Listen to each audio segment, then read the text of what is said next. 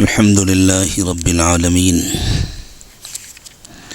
والصلاة والسلام على سيدنا محمد سيد الأولين والآخرين وعلى آله وأصحابه أجمعين. أما بعد، فأعوذ بالله من الشيطان الرجيم. بسم الله الرحمن الرحيم. يا بني إسرائيل اذكروا نعمتي التي أنعمت عليكم وأوفوا بعهدي أوف بعهدكم وإياي فارهبون وآمنوا بما أنزلت مصدقا لما معكم ولا تكونوا أول كافر به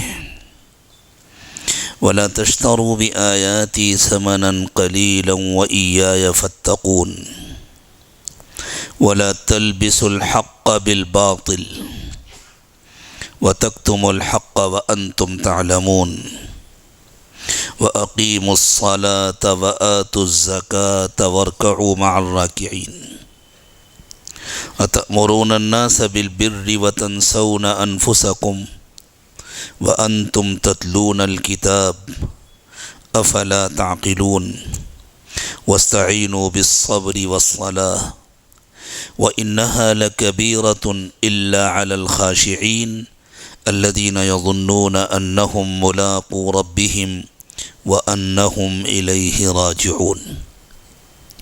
سبحان ربك رب العزة عما يصفون وسلام على المرسلين والحمد لله رب العالمين. اللهم صل على سيدنا محمد وعلى آل سيدنا محمد وبارك وسلم. اللهم صل على سيدنا محمد وعلى آل سيدنا محمد وبارك وسلم. اللهم صل على سيدنا محمد وعلى آل سيدنا محمد وبارك وسلم. انسان کی پیدائش کا جو مقصد ہے، اس کے اعتبار سے ہم دنیا کی قوموں پر نظر ڈالیں تو وہ 3 خانوں میں تقسیم ہوتی ہیں.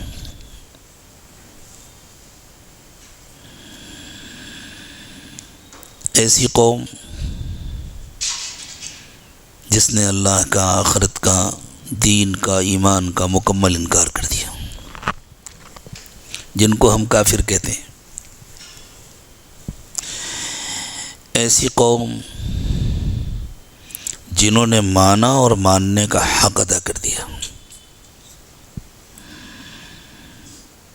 جیسے قرون اولیٰ کے ایمان والے تھے. خیر القرون قرنی ثم الذین یلونہم ثم الذین یلونہم.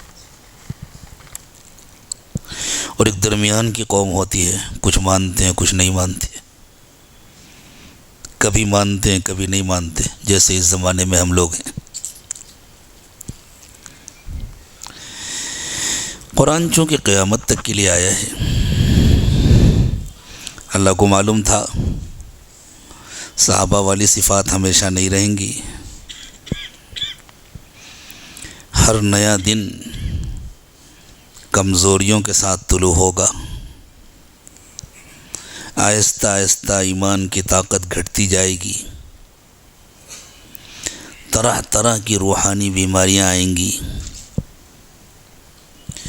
اور حالت یہاں تک پہنچے گی جہاں تک پہنچ چکی ہے. اور آگے کیا ہوگا اللہ کو معلوم ہے. تو اللہ تعالیٰ نے ایمان والوں کی ہدایت کے لیے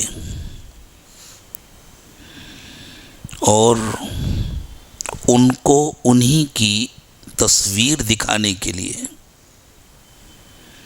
قرآن پاک میں ماضی کی اسی طرح کی ایک قوم کا کثرت سے تذکرہ فرمایا ہے، جن کا عنوان ہے بنی اسرائیل. بنی اسرائیل اپنے زمانے کے ایسے ہی مسلمان تھے جیسے اس زمانے کے ہم مسلمان ہیں. اللہ کو بھی مانتے تھے، اللہ کی کتاب کو بھی مانتے تھے، نبیوں کی نبوت کو بھی مانتے تھے۔ جب ان کی ہدایات ماننے کی بات آتی تھی تو جو اپنی مرضی کی بات ہوئی اس کو مان لیتے تھے، جو اپنی مرضی کی نہیں ہوئی اس میں پہلو تہی کرتے تھے۔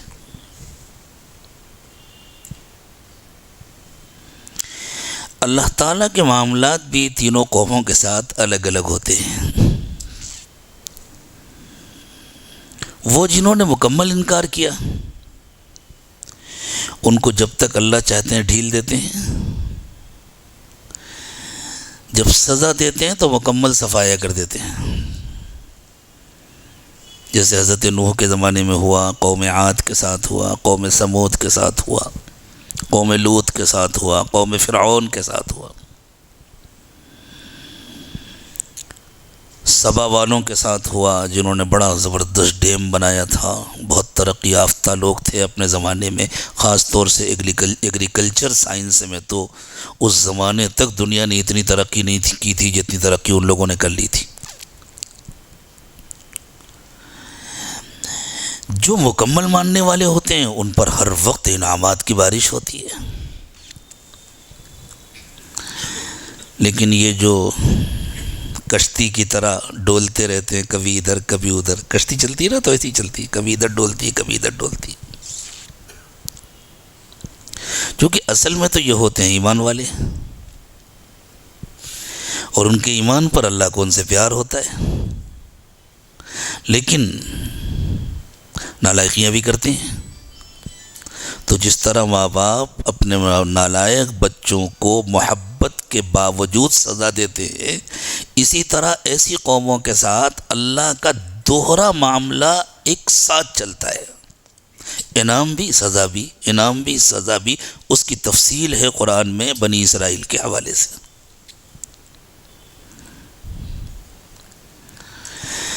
مصر میں غلامی کی زندگی گزار رہے تھے بنی اسرائیل۔ وہ مصر پہنچے کیسے تھے آپ کے ذہنوں میں ہوگا،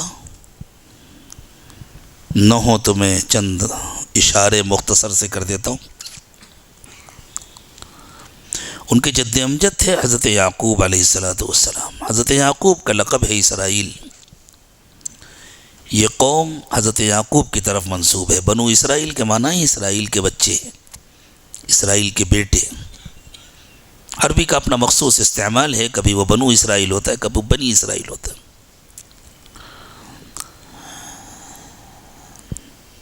حضرت یعقوب علیہ السلام حضرت ابراہیم علیہ السلام کے پوتے تھے، حضرت اسحاق کے بیٹے تھے۔ اصل میں تو اس خاندان کا وطن عراق میں تھا، حضرت ابراہیم علیہ السلام عراق کے رہنے والے تھے، لیکن پھر حضرت ابراہیم عراق سے ہجرت کر کے فلسطین آ گئے تھے، اور حضرت ابراہیم کے پہلے صاحبزادے حضرت اسماعیل، ان کو ان کے والد حضرت ابراہیم نے ان کی والدہ کے ساتھ اللہ کے حکم پر حجاز میں جا کر بسا دیا تھا، جہاں آج مکے کی آبادی ہے۔ اور جب اللہ تعالیٰ نے حضرت ابراہیم علیہ السلام کا ایک زبردست امتحان لیا، بڑھاپے میں اولاد ہوئی تھی،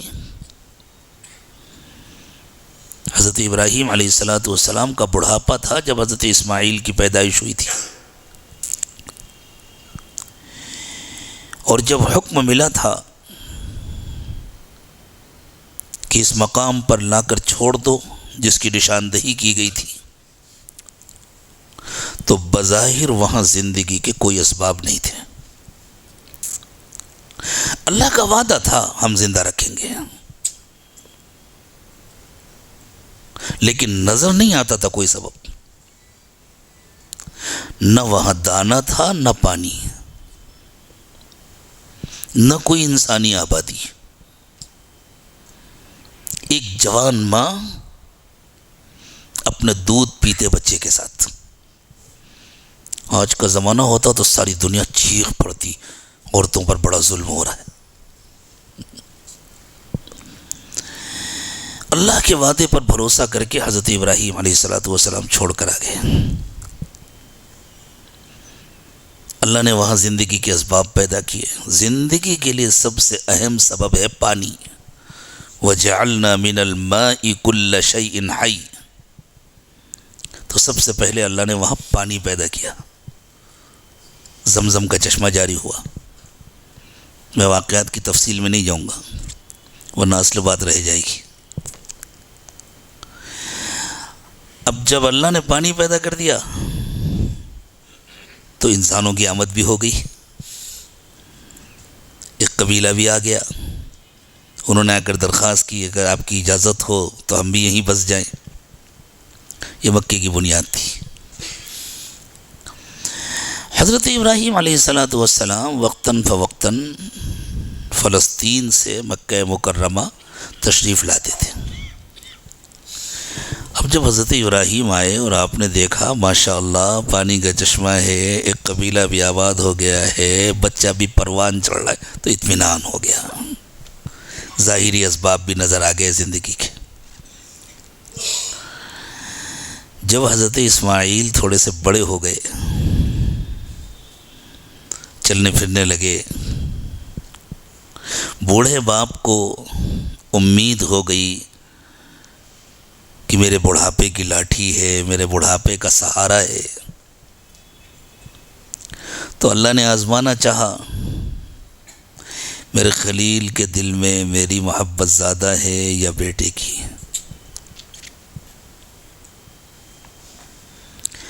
تو خواب دکھایا۔ حضرت ابراہیم نے خواب میں دیکھا کہ میں اپنے ہاتھوں سے اپنے بیٹے کو خود ذبح کر رہا ہوں۔ حکم نہیں آیا صراحتاً، بڑوں کی شان نرالی ہوتی ہے۔ صراحتاً حکم آ جانے کے بعد کون انکار کر سکتا ہے؟ حکم نہیں بھیجا اللہ نے، صراحتاً خواب دکھایا۔ خواب میں تعویل کی گنجائش ہوتی ہے۔ کبھی کبھی خواب دیکھنے میں کچھ ہوتا ہے، تعبیر کچھ ہوتی ہے۔ کبھی خواب بظاہر بہت اچھا ہوتا ہے، تعبیر بہت اچھی نہیں ہوتی ہے۔ کبھی خواب بظاہر بہت برا ہوتا ہے، تعبیر بہت اچھی ہوتی ہے۔ میں دو خواب سناتا ہوں آپ کو۔ ایک صاحب نے خواب دیکھا کہ میرے گھر میں رسول اللہ صلی اللہ علیہ وسلم تشریف لائے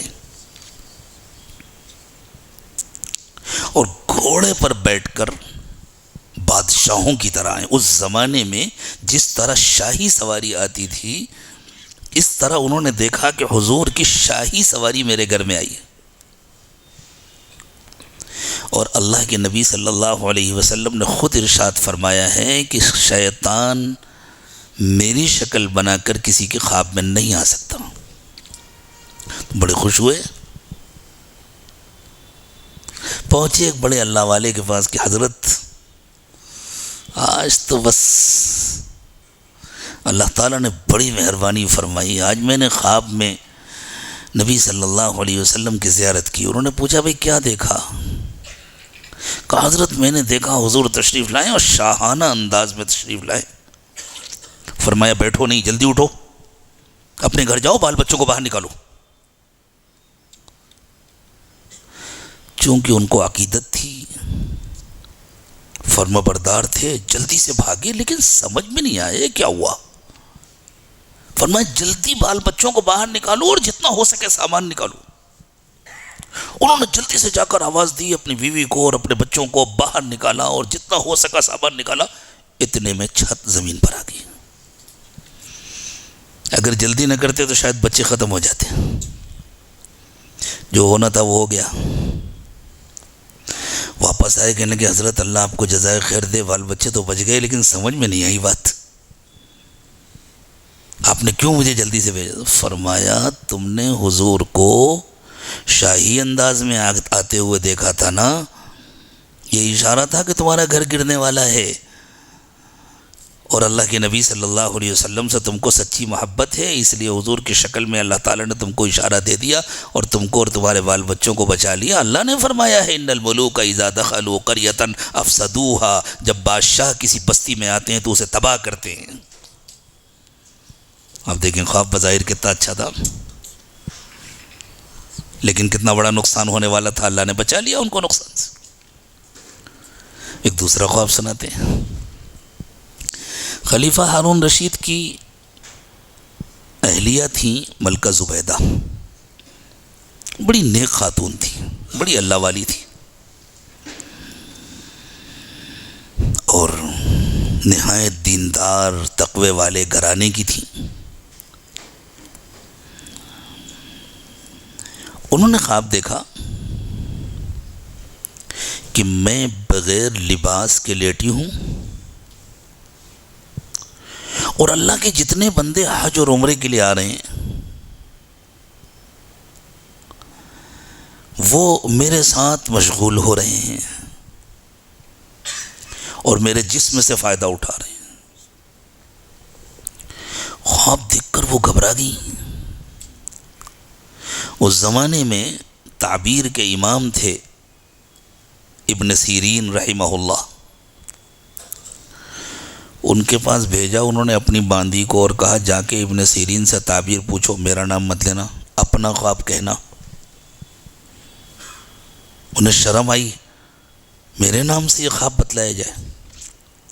وہ باندی گئی، اس نے جا کے اپنا تعارف کرایا کہ میں ملکہ کی خادمہ ہوں، باندی ہوں، حضرت میں نے خواب دیکھا ہے، پردے سے جیسا ہوگا پوچھا کیا خواب دیکھا ہے، بتلایا۔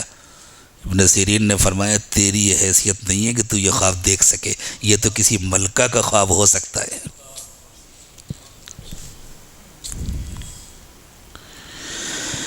تو وہ سمجھ گئی، اس نے کہا کہ حضور وہ ملکہ کا ہی خواب ہے، انہوں نے منع کیا تھا لیکن اب میں نام بتاؤں۔ کہا جاؤ ملکہ سے کہہ دو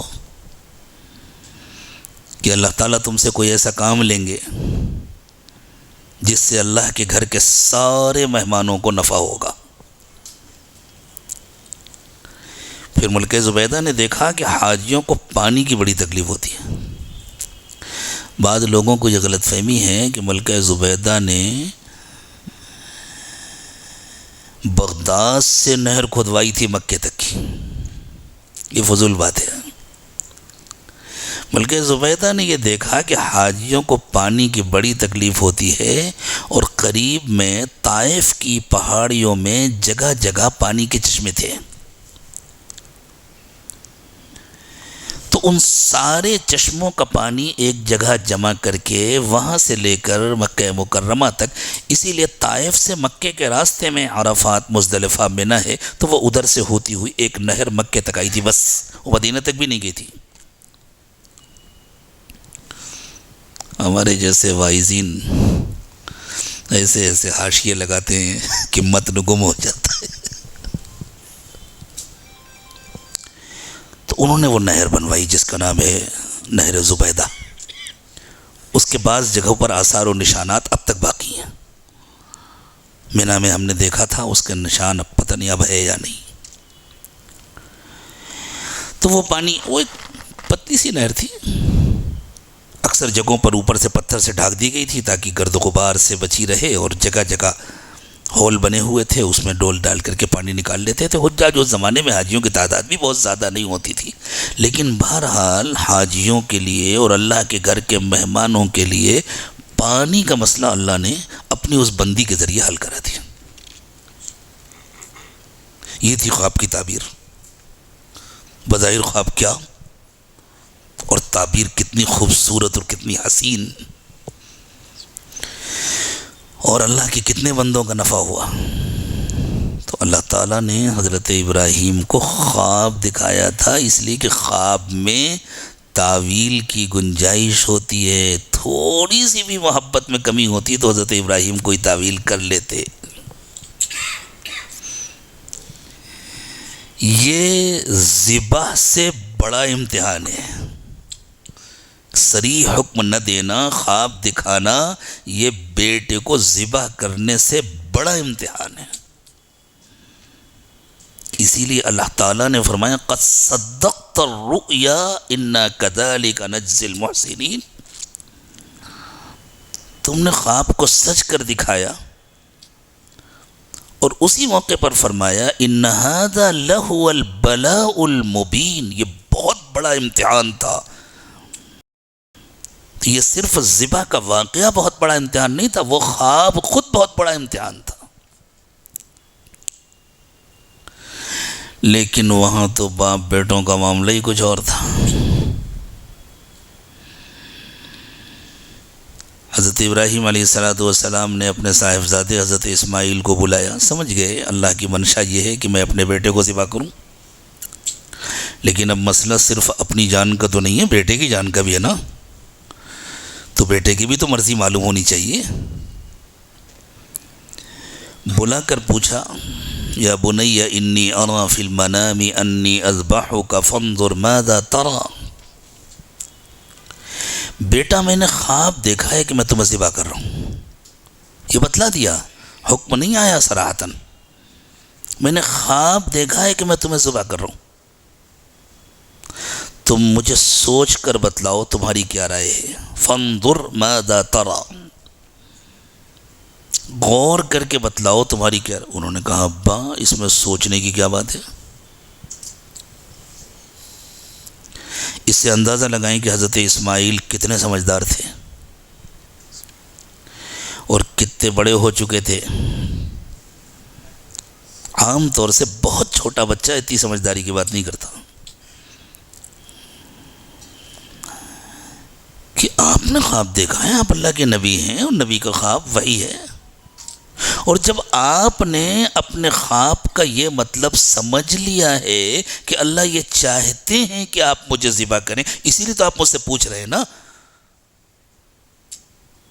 تو بس پھر انکار کی کوئی گنجائش نہیں ہے۔ یا ابت افعل ما تؤمر،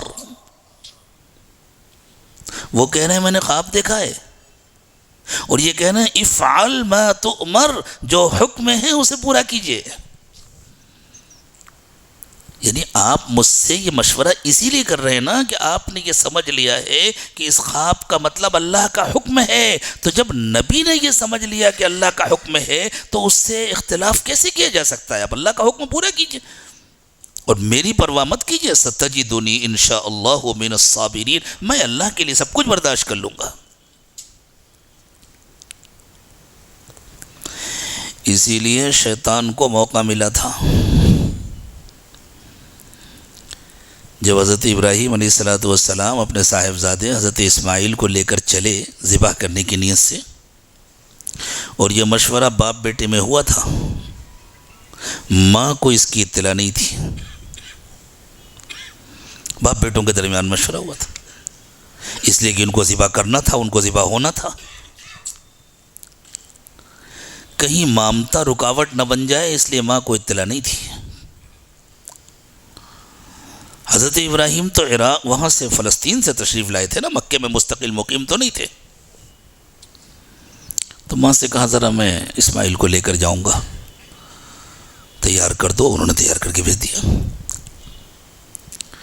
شیطان نے موقع سے فائدہ اٹھایا، وہ تو گھبرا گیا، یہ کیا ہونے جا رہا ہے آسمان کے نیچے، زمین کے اوپر اللہ کی محبت کا ایسا نرالا اظہار۔ تو اس نے سوچا ماں کو پتہ نہیں ہے، وہیں سے کام شروع کرنا چاہیے، تو پہنچا حضرت حاجرہ کے پاس، تمہیں پتہ ہے ابراہیم تمہارے بیٹے کو کہاں لے گئے؟ ہاں وہ باپ ہیں، کہیں گھمانے پھرانے لے گئے ہوں گے۔ کہا گھمانے پھرانے نہیں لے گئے، اس کو ذبح کرنے لے گئے۔ تو حضرت حاجرہ نے کہا پاگل ہو گئے، وہ کوئی باپ اپنے بیٹے کو ذبح کرتا ہے؟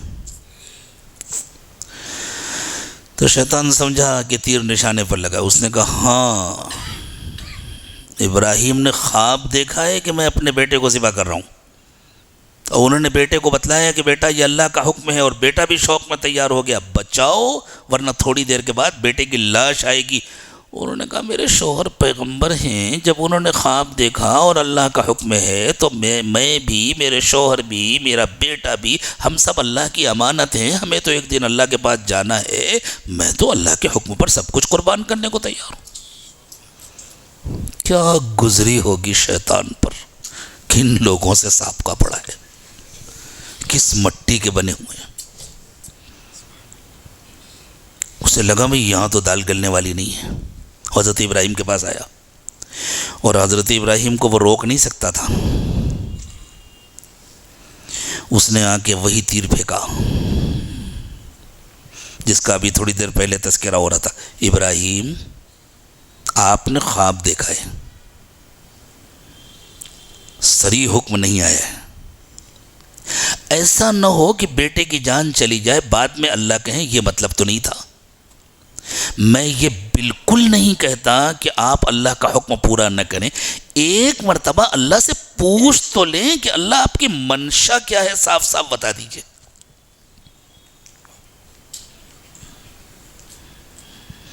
حضرت ابراہیم علیہ السلام نے اس کم بخت کو پتھر مار کر بھگایا۔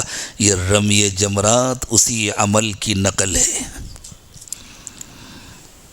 کم بخت تو آیا مجھے گمراہ کرنے کے لیے، مجھے کچھ نہیں پوچھنا اپنے اللہ سے، اگر میں اللہ کی منشا کے خلاف کوئی کام کروں گا اللہ خود روک دیں گے، مجھے تو اپنا سب کچھ، اللہ کہیں میں اپنی جان دے دوں، میں اپنی جان دے دوں گا۔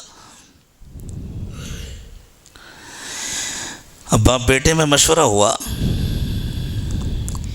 بیٹے نے کہا ابا میں بھی انسان ہوں، آپ بھی انسان ہیں،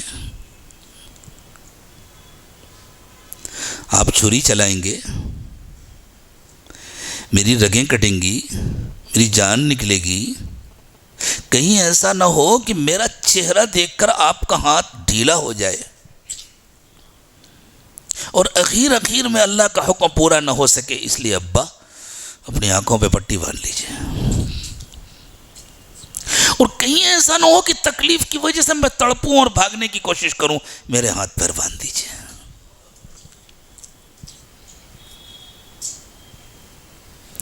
یہ بنیاد ہے امت مسلمہ کی۔ ہمارے جد امجد ہیں حضرت اسماعیل اور حضرت ابراہیم، نسباً کسی کا رشتہ ہو یا نہ ہو حضرت ابراہیم سے، ایمانی رشتہ تو ہر ایک کا ہے نا۔ اسی لیے اللہ تعالیٰ نے پوری امت سے فرمایا ملت ابیکم ابراہیم، صرف عربوں کے لیے نہیں، تمام ایمان والوں کے لیے۔ حضرت ابراہیم علیہ السلام نے اپنے صاحبزادے حضرت اسماعیل کے ہاتھ پیر باندھ دیے اور خود پٹی باندھ لی۔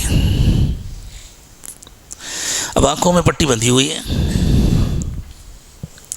چھری لے کر چلا رہے ہیں۔ جب چھری کسی چیز پر چلے گی تو دباؤ تو محسوس ہوگا نا، تو چھری ہوا میں نہیں چل رہی، چھری کاٹ رہی ہے، دباؤ محسوس ہو رہا ہے۔ حضرت ابراہیم محسوس کر رہے ہیں میں نے اپنے بیٹے اسماعیل کی گردن پر چھری رکھی اور کاٹی، اور رگیں کٹ رہی ہیں اور گرم گرم خون ہاتھ میں لگ رہا ہے۔ یقین ہے کہ یہ بیٹے کا گرم گرم خون ہے، انہیں تھوڑی پتا تھا یہاں کیا ہو گیا، انہیں تو 100% یقین تھا نا یہ میرے بیٹے کا گرم گرم خون ہے، ہاتھ میں لگ رہا ہے اور دل خوش ہو رہا ہے۔ اللہ ایک دن تو مجھے بھی دنیا سے جانا تھا، ایک دن جانا ہے، ایک دن تو اسماعیل کو بھی جانا تھا، اللہ میں کتنا خوش نصیب ہوں، میں نے آپ کا حکم پورا کر دیا۔ جب اطمینان ہو گیا، لاشاں تڑپ کر ٹھنڈا ہو گیا، آنکھ کھولی، آنکھ کھولی تو دیکھا صاحبزادے تو بیٹھ کر مسکرا رہے ہیں اور ایک دوسرا جانور سامنے پڑا ہے۔ ہم آپ ہوتے تو خوشی سے ناچنا شروع کر دیتے۔ حضرت ابراہیم گھبرا گئے، کہیں ایسا تو نہیں ہے کہ اخیر میں مجھ سے کوئی ایسی چوک ہو گئی کہ اللہ نے میرے بیٹے کی قربانی قبول نہیں کی اور اس کی جگہ پر مجھ سے ایک جانور ذبح کرا دیا۔ یہ تھی محبت کی وہ معراج۔ اب تک اللہ کی طرف سے مکمل خاموشی تھی، کوئی پیغام نہیں آ رہا تھا، کوئی صریح حکم نہیں آ رہا تھا. یہ تھی محبت کی وہ معراج جہاں اللہ کی طرف سے پیغام آیا، قد صدقت الرؤیا، نہیں ابراہیم تم نے خواب پورا کر دیا. ہمیں تمہارے بیٹے کی جان نہیں لینی تھی، ہم کو تو باپ بیٹے کا امتحان لینا تھا. ہم اس قوم کی بنیاد رکھنے جا رہے ہیں تم دونوں کے ذریعے سے، جس قوم میں پیدا ہوں گے خلاصہ کائنات محمد الرسول اللہ صلی اللہ علیہ وسلم. اس لیے یہ امتحان لیا جا رہا تھا. بڑھاپے میں ایک بیٹا تھا، اپنی دانست میں تو اسے ذبح کر دیا تھا نا حضرت ابراہیم نے.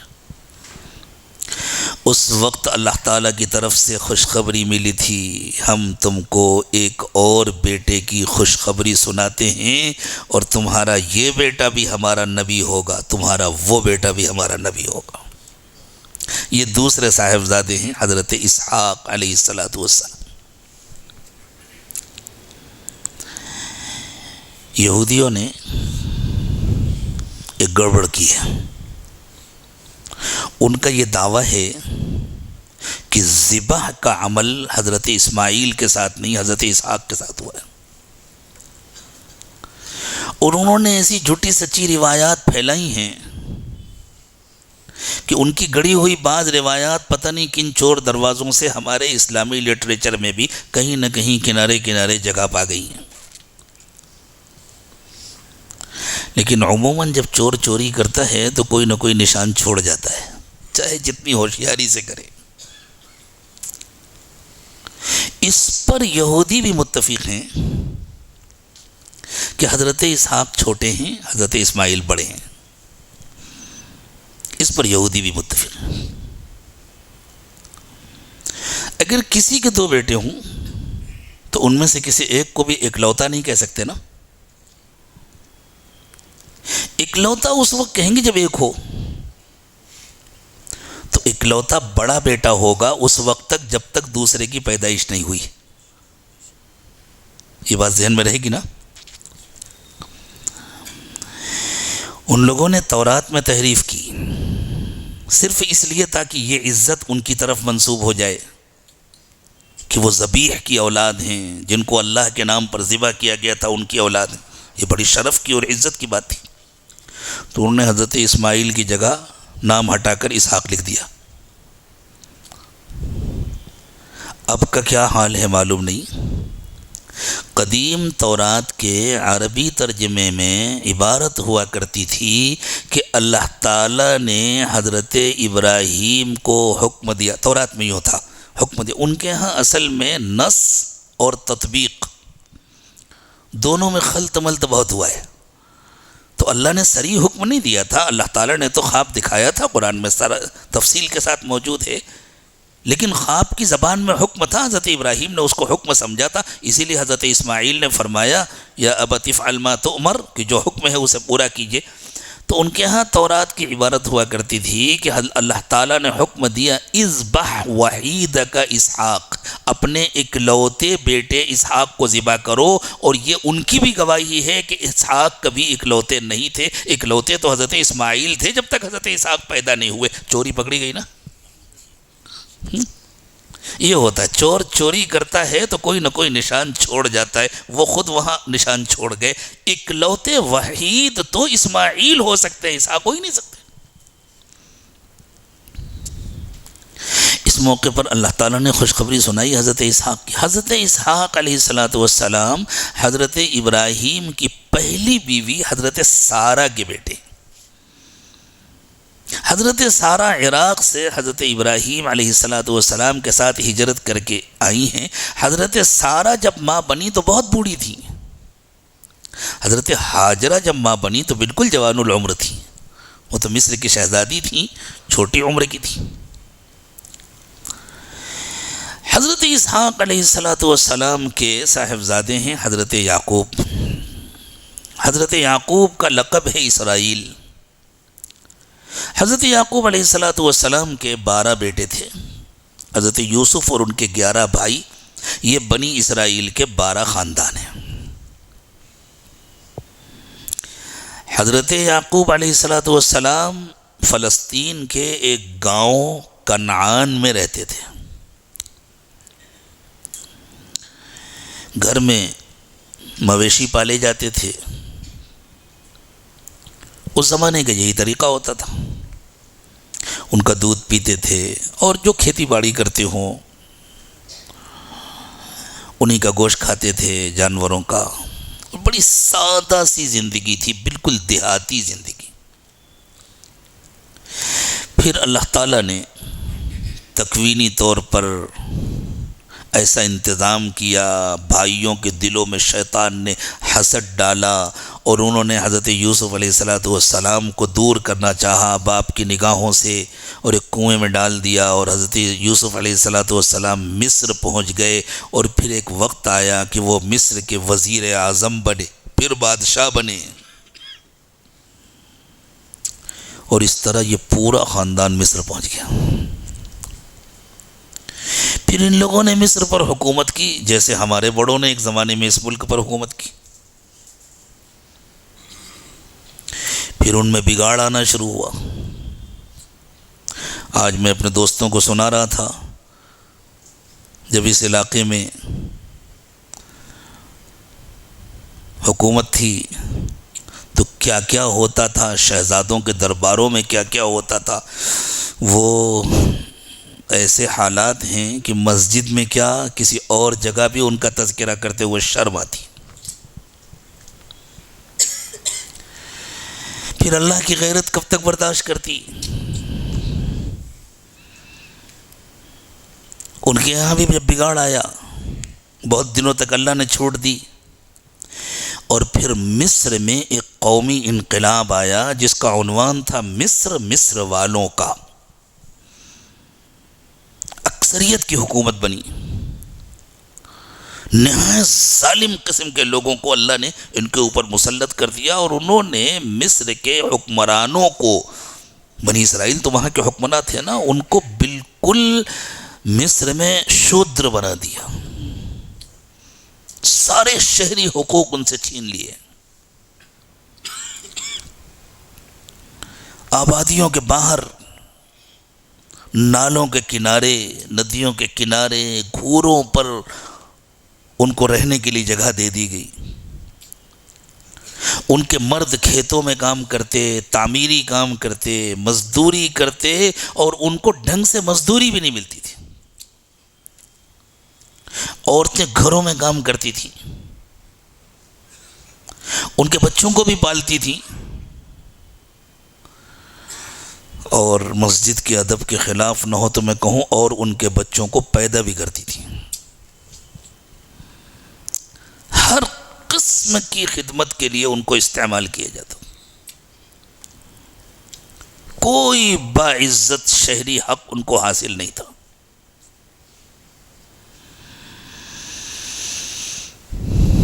پھر اللہ تعالیٰ نے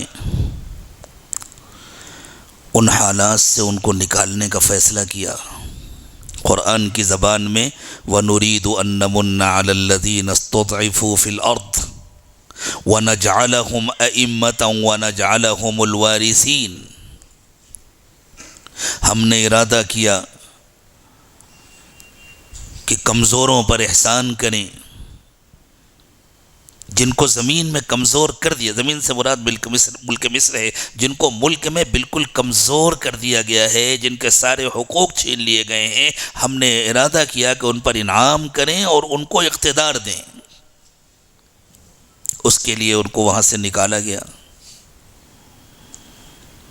اس موقع پر بعثت ہوئی سیدنا موسیٰ علیہ السلام کی. حضرت موسیٰ علیہ السلام کے ذریعے یہ قوم مصر سے نکل کر پھر گئی فلسطین کے علاقے میں، جہاں سے آئے تھے وہیں گئے واپس. درمیان میں سمندر تھا، حالانکہ خشکی کا بھی راستہ تھا. ایسا نہیں ہے کہ خشکی کا راستہ نہیں تھا. کچھ عرصہ حضرت موسیٰ علیہ السلام اسی فلسطین کے علاقے میں گزار کر واپس جا چکے تھے، 8 یا 10 سال.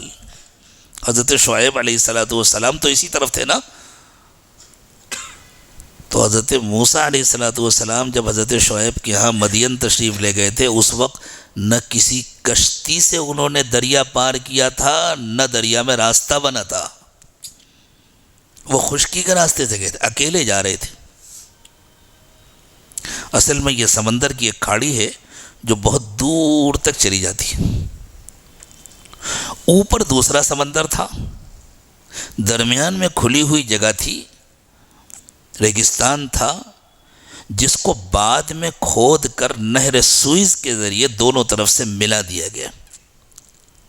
حضرت موسیٰ علیہ السلام سیدھے گئے سمندر تک، پھر سمندر کے کنارے کنارے وہاں تک گئے جہاں خشکی تھی، اور وہاں سے پار ہو کر پھر دوسری طرف سمندر کے کنارے کنارے، کھاڑی کے کنارے کنارے چلے آئے.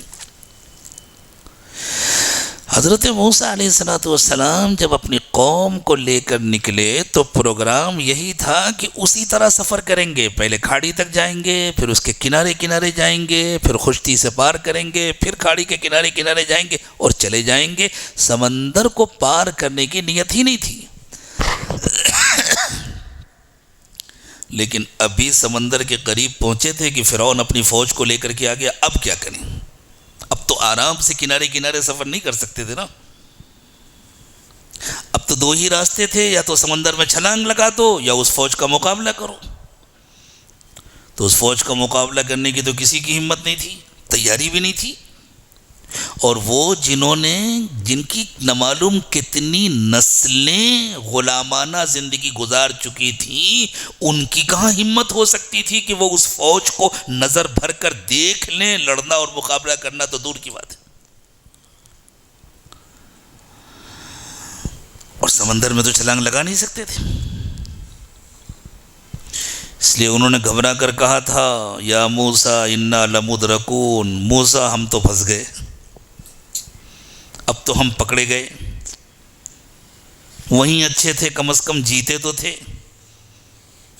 اب تو ایک ایک کی گردن اتاری جائے گی، ایک ایک کو کاٹا جائے گا، ٹکڑے کیے جائیں گے. یہ ظالم اور جابر بادشاہ، اور بالکل غصے میں بھوکے شیر کی طرح بپھرا ہوا چلا آ رہا ہے. جو ان سب کو نظر آ رہا تھا وہی حضرت موسیٰ کو بھی نظر آ رہا تھا. لیکن دل کا حال الگ الگ تھا. حضرت موسیٰ علیہ السلام نے کہا بالکل نہیں، میرا اللہ میرے ساتھ ہے، وہ مجھے راستہ دکھائے گا. اس لیے کہ اللہ نے وہاں پہنچانے کا وعدہ کیا ہے. کیسے پہنچائے گا مجھے نہیں معلوم. ان معی ربی سیہدین، میرا رب میرے ساتھ ہے، وہ مجھے راستہ دکھائے گا. مجھے نہیں معلوم کیسے پہنچائے گا، لیکن وہ پہنچائے گا. کہاں راستہ بنے گا مجھے پتہ نہیں ہے، لیکن بنے گا، اس لیے کہ اللہ کا وعدہ ہے اور اللہ کا وعدہ سچا ہے.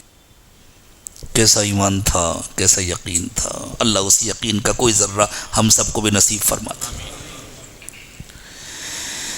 اب حضرت موسیٰ علیہ السلام اللہ کی طرف متوجہ ہوئے. اللہ آپ بتائیے میں کیا کروں؟ قوم تو گالیاں دے رہی ہے، وہ فوج چلی آ رہی ہے. ابھی فاصلہ تھا، گرد و غبار اڑتا نظر آ رہا تھا، کچھ وقت تھا ان کے آنے میں. اللہ تعالیٰ نے فرمایا موسیٰ یہ جو آپ کا ڈنڈا ہے اس کو سمندر پر ماریے. اضرب بعصاک البحر، ڈنڈے کو سمندر پر ماریے. سوچئے یہ کوئی سمجھ میں آنے والی بات ہے؟ کوئی عقل مند ہوتا تو کہتا ڈنڈا لے کر کھڑے ہو جاؤ، فرعون کے سر پر مارو، یا اس کے گھوڑے کے سر پر مارو تاکہ وہ گرے اور پھر سب ایک دم سے ٹوٹ پڑو اس پر. اللہ کہنے سمندر پہ ڈنڈا مارو. عقل حیران ہے. لیکن حضرت موسیٰ عقل کے غلام نہیں تھے، اللہ کے بندے تھے. اللہ نے حکم دیا حضرت موسیٰ علیہ السلام نے ڈنڈا مارو. قوم بھی دیکھ رہی ہوگی کیا کر رہے موسیٰ. جیسے ہی ڈنڈا مارا فانفلق فکان کل فرق کالطود العظیم. اللہ فرماتے ہیں سمندر کھل گیا، دونوں طرف سے پانی کھڑا ہو گیا اور درمیان میں خشک راستہ. کوئی پوچھے کیسے ہوا، میں بتلا دوں، آپ اپنے گھر میں تجربہ کر کے دیکھ لیجئے گا. کریں گے تجربہ؟ ایک گلاس میں پانی لے لیجئے، پانی ہلا کر دیکھیے، پانی فریزر میں جا کے رکھ دیجئے، جمع کہ نہیں جمع؟ آپ کہیں گے صاحب وہ فریزر ہے. تو جس قانون سے فریزر نے پانی کو جمایا، کائنات میں وہ قانون کس نے بنایا ہے؟ اللہ نے بنایا نا. اللہ کا بنایا ہوا وہی قانون اللہ کے حکم سے سمندر میں نافذ نہیں ہو سکتا.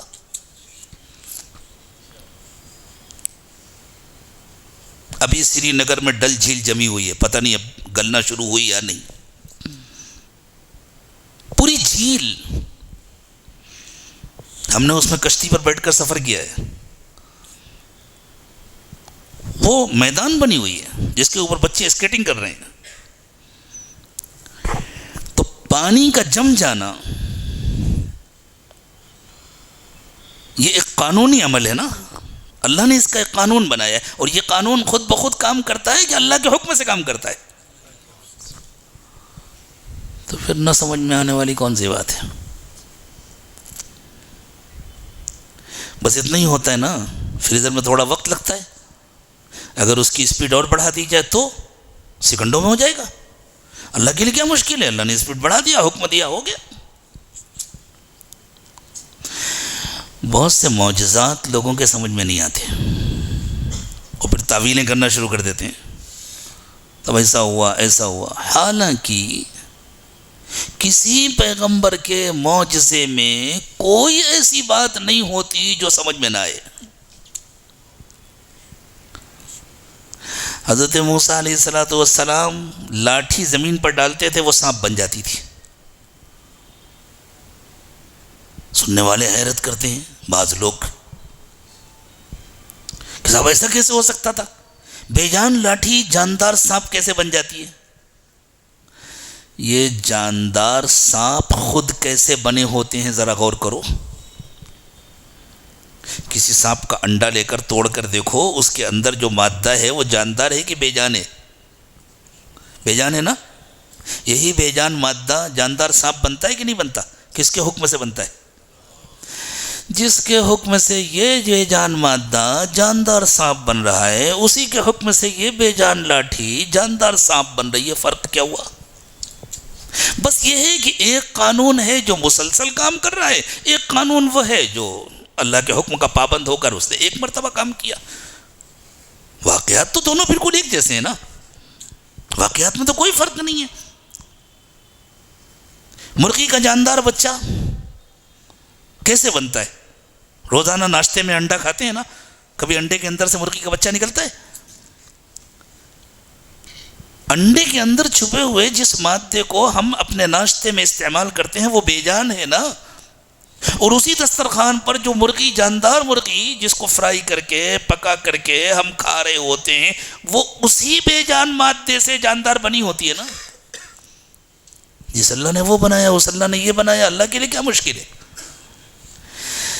اصل میں شبہ ان لوگوں کو ہوتا ہے جو اللہ کے وجود کو نہیں مانتے، جو اللہ کے بنائے ہوئے قوانین کو نہیں مانتے، جو سمجھتے ہیں کائنات میں جو کچھ ہو رہا ہے خود بخود ہو رہا ہے، تو وہ سمجھتے ہیں جتنا ہو رہا ہے اتنا ہی ہو سکتا ہے، جو نہیں ہو رہا وہ نہیں ہو سکتا. یہ ورنہ جو یہ مانتا ہے کہ یہ سب کچھ اللہ کے حکم سے ہو رہا ہے، اس کے لیے کیا مشکل ہے؟ یہ پوری قوم پار ہو گئی. فرعون اپنے پورے لشکر کے ساتھ ڈوب گیا. اس دن تو سمندر میں مچھلیوں کا ولیمہ ہو گیا. عربی میں ولیمہ دعوت کو کہتے ہیں، اس کے لیے شادی ضروری نہیں ہے. ہمارے ہندوستان میں ولیمہ شادی کی دعوت کو کہتے ہیں.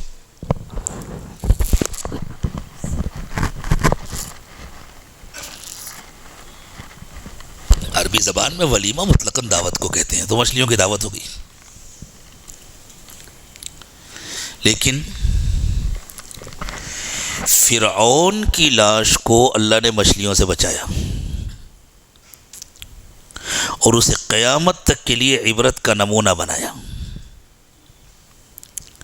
اللہ تعالیٰ نے فرمایا جب فرعون ڈوب رہا تھا اس وقت میں نے اس سے کہہ دیا تھا فَالْيَوْمَ نُنَجِّيكَ بِبَدَنِكَ لِتَكُونَ لِمَنْ خَلْفَكَ آیَةً، ہم تیری لاش کو مچھلیوں کی خوراک نہیں بننے دیں گے، ہم اسے سمندر سے باہر نکالیں گے تاکہ تو بعد والوں کے لیے عبرت کی نشانی بن جائے، اور آج قاہرہ میں وہ نشانی رکھی ہوئی ہے۔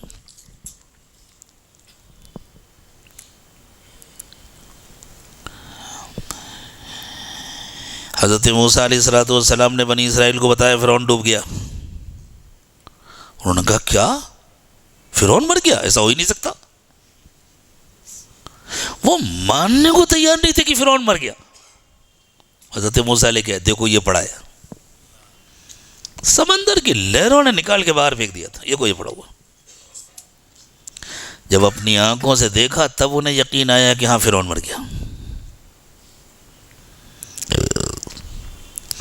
فرعون پانی میں ڈوب کر مرا، اس کی صراحت یہودی لٹریچر میں نہیں ہے، بائبل میں اس کی صراحت نہیں ہے۔ اس کی صراحت قرآن پاک میں ہے کہ وہ پانی میں ڈوب کر مرا ہے، سمندر کے پانی میں ڈوب کر مرا ہے، اور پھر اللہ نے اس کی لاش کو باہر نکالا ہے۔ فرانس کے ایک بڑے محقق ہوا کرتے تھے ڈاکٹر موریس بکائیلے۔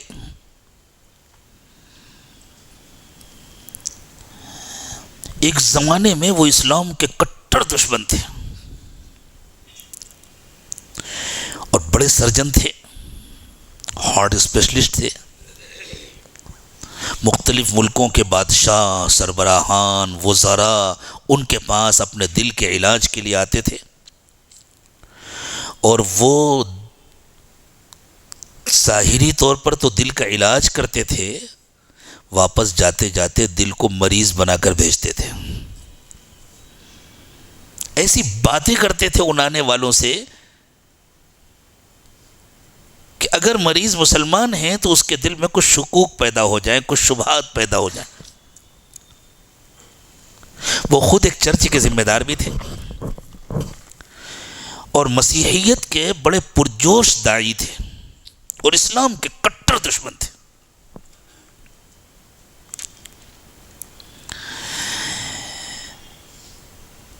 فرعون کی لاش کو جب پھپھوند لگنے لگی تھی اور اسے فرانس لے جایا گیا تھا علاج کے لیے، شاید یہاں کچھ بڑی عمر کے لوگ ہوں، ان کو یاد ہو، اگر آپ لوگ اخبار پڑھ کے کچھ کام کی باتیں یاد بھی رکھتے ہوں تو۔ میرے بچپن کا واقعہ ہے کہ جب اسے لے جایا گیا تھا فرانس تو کسی بادشاہ کو جیسے سلامی دی جاتی ہے ایسے وہاں کی فوج نے اس کو سلامی دی تھی جب اس کی لاش اتاری، جب اس کا تابوت اتارا گیا تھا۔ مصر کا بادشاہ آیا ہے۔ ڈاکٹر موریس بکائیلے نے اس کا جائزہ لیا تھا، اس کا علاج کیا تھا، اور اس کے جسم کے اندر ان کو نمک ملا تھا، سمندر کے پانی کا نمک۔ تو وہ چونکے تھے کہ یہ نمک کیوں ہے؟ اس کا مطلب یہ ہے، اس کے پھیپھڑوں کے اندر نمک ہے، اس کا مطلب یہ ہے کہ یہ سمندر میں ڈوب کے مرا تھا۔ پھر ان کو پتہ چلا کہ یہ تو قرآن نے بتلایا ہے کہ فرعون سمندر میں ڈوب کر مرا تھا۔ تو موریس بکائیلے بعد میں الحمدللہ ہدایت یافتہ ہو گئے تھے، ایمان لائے تھے، اور بھی کئی واقعات ان کی طرف منسوب ہیں، لیکن یہ واقعہ بھی ان کی ہدایت کا سبب بنا۔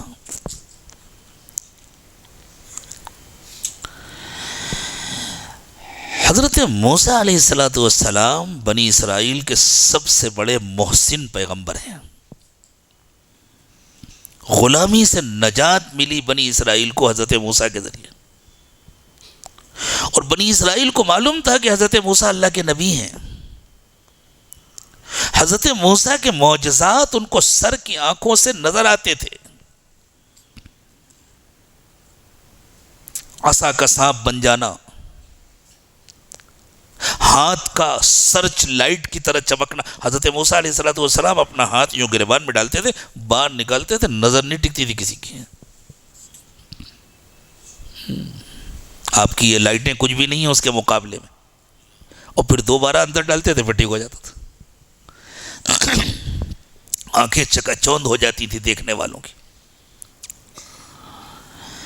یہ معجزات وہ اپنی آنکھوں سے دیکھتے تھے۔ سمندر میں اللہ تعالیٰ نے راستہ بنا کر کے پوری قوم کو پار کیا۔ حضرت موسیٰ علیہ السلام کی یہ برکت انہوں نے دیکھی، برتی، اس کے باوجود نالائقی کا یہ عالم تھا کہ حضرت موسیٰ علیہ السلام کو دن رات ستاتے تھے، کہنا نہیں مانتے تھے۔ لیکن چونکہ اس زمانے میں دنیا میں وہی مسلمان تھے اور اللہ کو ان سے اور ان کی نسلوں سے کچھ نہ کچھ کام لینا تھا، تو ان کے ساتھ اللہ کا معاملہ یہ تھا کہ پٹائی بھی ہوتی تھی، کھانا بھی ملتا تھا، انعام بھی ہوتا تھا۔ جب پہنچے ایک میدان میں،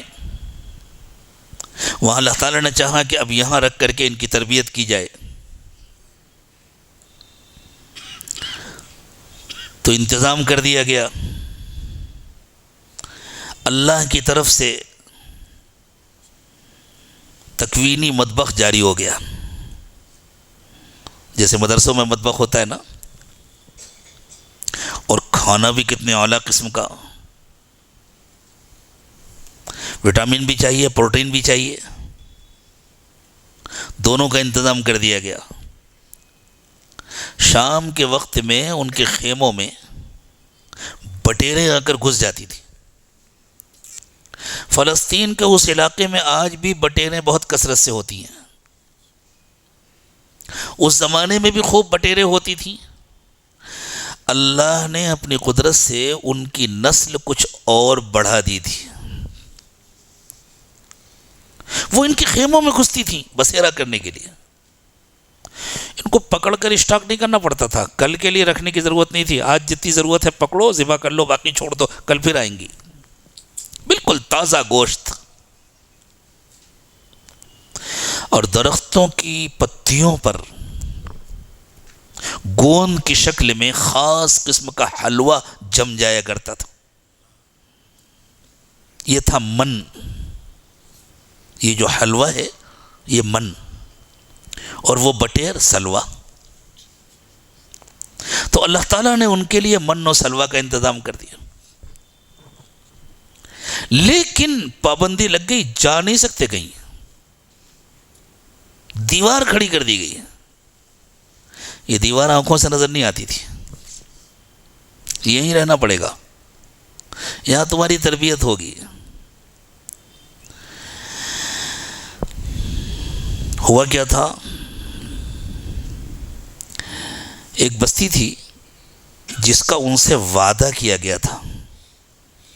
اللہ تعالیٰ نے ان سے وعدہ کیا تھا کہ تمہارے آبا اور اجداد کا جو علاقہ ہے وہ تمہیں واپس کیا جائے گا، جس کو وہ اپنی میراث کی زمین کہتے ہیں، میراث کا ملک، جس پر آج اسرائیل کا دعویٰ ہے۔ وہ کہتے ہیں یہ ہمارے میراث کا ملک ہے، اللہ نے ہم کو دیا ہے۔ تو حضرت موسیٰ علیہ السلام نے ان سے کہا کہ وہاں چلو، وہاں جو قوم آباد ہے اس سے مقابلہ کرنا پڑے گا۔ لیکن تہذیب و تمدن نے اور گناہوں نے ان کو اتنا کھوکھلا کر دیا ہے، دنیا کی محبت نے ان کو اندر سے اتنا کمزور کر دیا ہے۔ دنیا کی محبت انسان کو کمزور کرتی ہے کہ وہ تمہارے سامنے ٹک نہیں پائیں گے، اور تمہارے ساتھ اللہ کی مدد ہے، اللہ کا وعدہ ہے۔ تو ان لوگوں نے کہا کہ موسیٰ وہ تو بہت طاقتور لوگ ہیں، ہماری تو ہمت نہیں ان سے لڑنے کی، ہم گھروں میں کھیتوں میں کام کرنے والے شریف لوگ ہیں، لڑائی بھڑائی ہم نے نہیں کبھی کیا، نہ ہمارے باپ دادا نے کیا ایک زمانے سے، یہ لڑنے بھڑنے کا کام ہم سے نہیں ہو پائے گا۔ ہاں، کوئی ڈھنگ کا کام بتلاؤ تو ہم کریں، ہم امن پسند لوگ ہیں، ہم ان کا مقابلہ نہیں کر سکیں گے، وہ بہت طاقتور لوگ ہیں۔ ان فیہا قوما جبارین، حضرت موسیٰ علیہ السلام نے کہا ایسی بات نہیں ہے، میں بھیجتا ہوں حالات معلوم کرنے کے لیے جاسوس، تو انہی میں سے چند افراد کو حضرت موسیٰ نے منتخب کر کے بھیجا کہ چپکے سے جاؤ اور حالات معلوم کر کے آؤ۔ اس زمانے میں ویزا پاسپورٹ نہیں ہوتا تھا، لوگ آتے جاتے رہتے تھے۔ وہ لوگ گئے، وہاں جا کر چند دن رہے، جائزہ لیا، واپس آئے۔ انہوں نے کہا وہ تو اتنے ڈرپوک اور اتنے بزدل لوگ ہیں کہ اگر ہم لوگ جائیں گے تو وہ نکل کے بھاگ جائیں گے۔ حضرت موسیٰ نے کہا سن لیا، یہ تمہارے اپنے لوگوں کی گواہی ہے، اب تو چلو۔ تو ان لوگوں نے کہا موسیٰ جب وہ اتنے ڈرپوک لوگ ہیں تو پھر ہمارے جانے کی کیا ضرورت ہے، تم چلے جاؤ نا اپنے اللہ کو ساتھ لے کر۔ اذهب انت وربك فقاتلا انا هاهنا قاعدون، ہم یہاں بیٹھ کر انتظار کر رہے ہیں، تم جا کر ان سے جنگ کر لو، جب جیت جانا صرف ایک مس کال کر دینا، ہم آ جائیں گے۔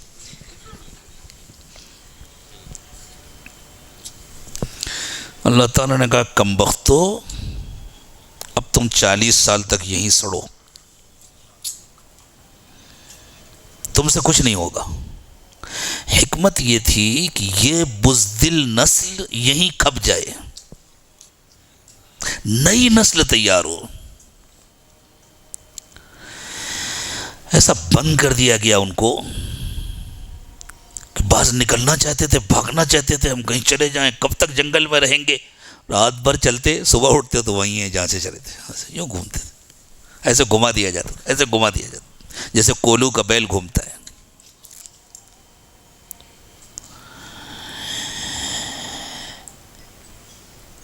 دن میں دھوپ لگتی تھی، انہوں نے شکایت کی موسیٰ ہم یہاں لا کر کے چھوڑ دیے گئے میدان میں، مکانات بھی نہیں ہیں، سائے کا انتظام نہیں ہے۔ اللہ نے کہا ہم سائے کا انتظام کر دیتے ہیں، وَظَلَّلْنَا عَلَيْكُمُ الْغَمَامَ، دھوپ کے وقت میں بادل آ جاتا، سایہ رہتا، کھانے پینے کا انتظام کر دیتے ہیں، وَأَنزَلْنَا عَلَيْكُمُ الْمَنَّ وَالسَّلْوَىٰ، دیکھیں سزا بھی مل رہی ہے، انعام بھی۔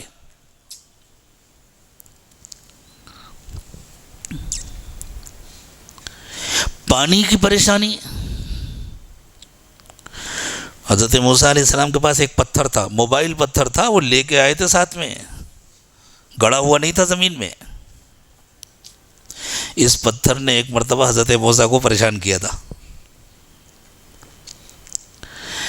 حضرت موسیٰ علیہ السلام اللہ کے نبی تھے، بہت باحیا تھے، اور حیا اللہ کی خاص نعمت ہے۔ شیطان بے حیا ہے، بے حیائی سکھاتا ہے، جو شیطان کا کہنا مانتا ہے وہ بے حیا بنتا ہے۔ شیطان کا کہنا ماننے کا پہلا نتیجہ ہوتا ہے بے حیائی اور بے لباسی۔ حضرت آدم اور حوا شیطان کے جھوٹے مشورے سے متاثر ہو گئے تھے، اللہ کیا یہی طے تھا؟ اور جس درخت کا پھل کھانے سے اللہ نے منع کیا تھا، جیسے ہی اس کو کھایا، اللہ تعالیٰ فرماتے ہیں ان کے بدن بے لباس ہو گئے۔ ایک لباس تھا جو اللہ تعالیٰ نے ان کو پہنایا ہوا تھا، جیسے جانور لباس پہنے ہوتے ہیں نا، آپ جانوروں کو دیکھیں وہ بے لباس نہیں ہوتے، پرندوں کو دیکھیں وہ بے لباس نہیں ہوتے، وہ لباس پہنے ہوتے ہیں، ان کا جسم اس کے اندر چھپا ہوتا ہے، ڈھکا ہوتا ہے۔ اسی طرح اللہ تعالیٰ نے حضرت آدم اور حضرت حوا کو ایک مخصوص لباس پہنایا ہوا تھا۔ یہ جو ہمیں الگ سے لباس پہننا پڑتا ہے، یہ اس کے بعد ہوا۔ تو شیطان کا کہنا مانتے بے لباس ہو گئے۔ یہ اشارہ ہے قرآن پاک کا کہ جو شیطان کا کہنا مانے گا اس میں بے حیائی آئے گی اور اس کا لباس اترے گا۔ آج یہ جو عورتوں کا لباس اتر رہا ہے، مردوں کا لباس اتر رہا ہے، اور جو مردوں اور عورتوں میں بے حیائی آ رہی ہے اور پھیلائی جا رہی ہے، یہ شیطان کے اثرات ہیں۔ اللہ تعالیٰ شیطان کے اثر سے ہماری حفاظت فرمائے۔ تو بنی اسرائیل پر شیطان کے اثرات تھے، وہ ننگے نہایا کرتے تھے، گھاٹ پر جاتے کپڑے اتار کے رکھ دیتے اور ننگے نہاتے۔ کل یا پرسوں میں نے ایک لطیفہ پڑھا، روایت کتنی درست ہے وہ تو ایسے محقق علماء بتلائیں گے، میں نے جو پڑھا وہ آپ کو سناتا ہوں۔ کہتے ہیں ایک شخص آیا حضرت امام ابو حنیفہ رحمۃ اللہ علیہ کی طرف، اور اس نے آ کر کے کہا کہ حضرت اگر میں ندی پر غسل کرنے جاؤں اور کپڑے اتار کر کنارے رکھ دوں اور پانی میں اتروں تو مجھے اپنا منہ کدھر کرنا چاہیے، قبلے کی طرف؟ فرمایا نہیں، کپڑے کی طرف، تاکہ کوئی لے کے بھاگ نہ جائے ورنہ نکلو گے کیسے؟ اللہ جانے کتنی حقیقت ہے اس روایت کی۔ تو بنی اسرائیل ننگے نہاتے تھے۔ حضرت موسیٰ علیہ السلام کبھی کسی کے سامنے کپڑے اتار کر نہیں نہاتے تھے، کپڑے پہن کر غسل کرتے تھے، اور اگر کبھی کپڑے اتار کر نہانے کی ضرورت پڑی تو بالکل تنہائی میں، جیسے ہم غسل خانے کے اندر ہوں تو اجازت ہے۔ بجائے اس کے کہ بنی اسرائیل اپنی کمی دور کرتے، انہوں نے حضرت موسیٰ علیہ السلام پر تبصرے کرنے شروع کر دیے۔ ضرور موسیٰ کو کوئی بیماری ہے تبھی تو چھپاتے ہیں، ورنہ کیا چھپانے کی بات ہے، سب کے جسم ایک ہی جیسے تو ہوتے ہیں، جو ان کے پاس وہ ہمارے پاس۔ یہ تعویلیں ہوتی ہیں ناسمجھوں کی، اس میں چھپانے کی کیا چیز ہے بھائی؟ مرد الگ نہاتے، عورتیں الگ نہاتی، مردوں کے گھاٹ الگ ہوتے تھے، عورتوں کے گھاٹ الگ ہوتے، عورتیں عورتوں کے درمیان برہنہ نہاتی تھی، مرد مردوں کے درمیان برہنہ نہاتے تھے۔ تو انہوں نے کہنا شروع کر دیا کہ حضرت موسیٰ کے اندر کوئی بیماری ہے جس کو یہ چھپاتے۔ اب اس کا اثر ان لوگوں پر بھی ہونے لگا جو واقعی حضرت موسیٰ کے فرمانبردار تھے، اطاعت گزار تھے۔ ہاں بھائی، ہو سکتا ہے کوئی بیماری ہو، اللہ چاہتے تھے کہ لوگ دیکھ لیں کہ نہیں، کوئی بیماری نہیں ہے، یہ شرم ہے، یہ حیا ہے، اور حیا ایمان کا حصہ ہے۔ الحیاء شعبۃ من الایمان، اللہ کے نبی صلی اللہ علیہ وسلم نے فرمایا حیا ایمان کا ایک خاص حصہ ہے۔ ایک مرتبہ حضرت موسیٰ علیہ السلام ندی پر گئے، نیل تو ان کے یہاں سے بہتا تھا نا، دریائے نیل، دیکھا کوئی نہیں ہے، تو آپ نے اپنا لباس اتارا، ایک پتھر پر رکھا، سوچا جلدی سے غسل کر لوں، پھر باہر نکلوں گا لباس پہن لوں گا۔ غسل کر لیا، اب باہر نکلے، جو پتھر کی طرف بڑھے تو پتھر چل دیا۔ اب حضرت موسیٰ ایک قدم بڑھتے ہیں، وہ ایک قدم آگے جاتا ہے، وہ ایک قدم بڑھتا ہے۔ حضرت موسیٰ پریشان، کہہ رہے ہیں ارے میرے کپڑے دے، ارے میرے کپڑے دے، پتھر کے اوپر کپڑے رکھے ہوئے، وہ پتھر چلا جا رہا ہے۔ پریشان ہے حضرت موسیٰ، لیکن کر کیا سکتے ہیں، اور ڈر رہے کہیں بہت دور نہ چلا جائے، میں جلدی سے بڑھ کے لے لوں۔ ایک جگہ جہاں بنی اسرائیل کے کچھ سردار قسم کے لوگ بیٹھے تھے، آپس میں مجلس جما کر، وہاں انہوں نے دیکھا ارے موسیٰ برہنہ چلے آ رہے ہیں، کپڑا آگے آگے، جیسے ہی ان لوگوں نے دیکھا فوراً پتھر رک گیا، حضرت موسیٰ نے کپڑا اٹھایا، لیا اور اپنا جسم ڈھانک لیا، اور ان لوگوں نے دیکھ لیا کہ نہیں، حضرت موسیٰ کو کوئی بیماری نہیں ہے۔ اس لیے کہ اگر اللہ تعالیٰ حکم دیتے کہ آپ جا کر اپنا جسم دکھائیں تو یہ تو حیا کے خلاف ہوتا۔ اللہ نے ایسا انتظام کیا کہ حضرت موسیٰ کا ارادہ بھی نہیں تھا اور کام ہو گیا۔ کتنا غصہ آیا ہوگا حضرت موسیٰ کو اس پتھر پر کہ مجھے اتنا شرمندہ کرا دیا۔ اللہ نے کہا اس کو رکھ لو، کام آئے گا۔ جب ہجرت فرمائی حضرت موسیٰ علیہ السلام نے تو اس پتھر کو ساتھ لے کے گئے تھے۔ اب وہاں صحرا میں جب قوم نے شکایت کی پانی نہیں ہے، وَإِذِ اسْتَسْقَىٰ مُوسَىٰ لِقَوْمِهِ فَقُلْنَا اضْرِب بِّعَصَاكَ الْحَجَرَ، تو اللہ نے کہا وہ پتھر تھا نا آپ لے کے آئے تھے، اسی کو ماریے۔ اس پر جو لاٹھی ماری، فَانْفَجَرَتْ مِنْهُ اثْنَتَا عَشْرَةَ عَيْنًا، تو اس سے ایک دو نہیں 12 پانی کے چشمے جاری ہو گئے، 12 چشمے۔ اب کوئی کہے جب پتھر زمین سے ٹچ نہیں تھا، نیچے سے کوئی چشمہ نہیں تھا، تو پانی کہاں سے آیا؟ بادل میں کہاں سے پانی آتا ہے؟ وہ کہیں سے ٹچ ہوتا ہے؟ اڑتا پھرتا ہے، آتا ہے نا پانی؟ کیسے آتا ہے؟ پانی بخارات کی شکل میں بادل میں پہنچتا ہے، وہ بخارات آنکھوں سے نظر نہیں آتے، لیکن بادل میں پہنچتا ہے۔ جو اللہ بخارات کی شکل میں پانی کو بادل میں پہنچا سکتے ہیں، وہ اللہ بخارات کی شکل میں یا جیسے چاہے پانی کو پتھر میں پہنچاتے ہیں۔ اللہ کے لیے کیا مشکل ہے؟ ایک ہی قانون ہے جو دونوں جگہ کام کر رہا ہے، وہی قانون وہاں بھی کام کر رہا ہے، وہی قانون یہاں بھی کام کر رہا ہے۔ بنی اسرائیل کو اللہ کے وعدے تو خوب یاد تھے، خاص طور سے نبی اکرم صلی اللہ علیہ وسلم کی تشریف آوری کے بعد آج تک ان کو یاد ہیں۔ وہ کہتے ہیں صاحب یہ تو ہماری میراث کی زمین ہے، یہ تو ہمارے میراث کا ملک ہے، اس لیے یہ پورا ہمارا ہونا چاہیے۔ انہوں نے ایک نشان لگایا ہوا ہے گریٹر اسرائیل کا۔ ان کے ہاں پارلیمنٹ میں گریٹر اسرائیل کا نقشہ ہے، جس میں پورا عراق ہے، جس میں مصر کا بڑا حصہ ہے، جس میں جزیرۃ العرب کا ایک بڑا حصہ ہے، اس میں مدینہ طیبہ بھی ہے، اور کافی دور تک کا علاقہ ہے، اس میں ملک شام کا بھی ایک حصہ ہے، اور ان کا دعویٰ ہے اسرائیل من البحر الى النہر، سمندر سے لے کر ندی تک، اور پورا اسرائیل. اور وہ یوں کہتے ہیں یہ ہمارا میراث کا ملک ہے، اللہ نے ہم سے وعدہ کیا ہے کہ یہ تمہارا ملک ہے. اللہ کہتے ہیں ہمارے وعدے تمہیں خوب یاد ہیں، تم نے بھی ہم سے کچھ وعدے کیے تھے، وہ یاد ہیں؟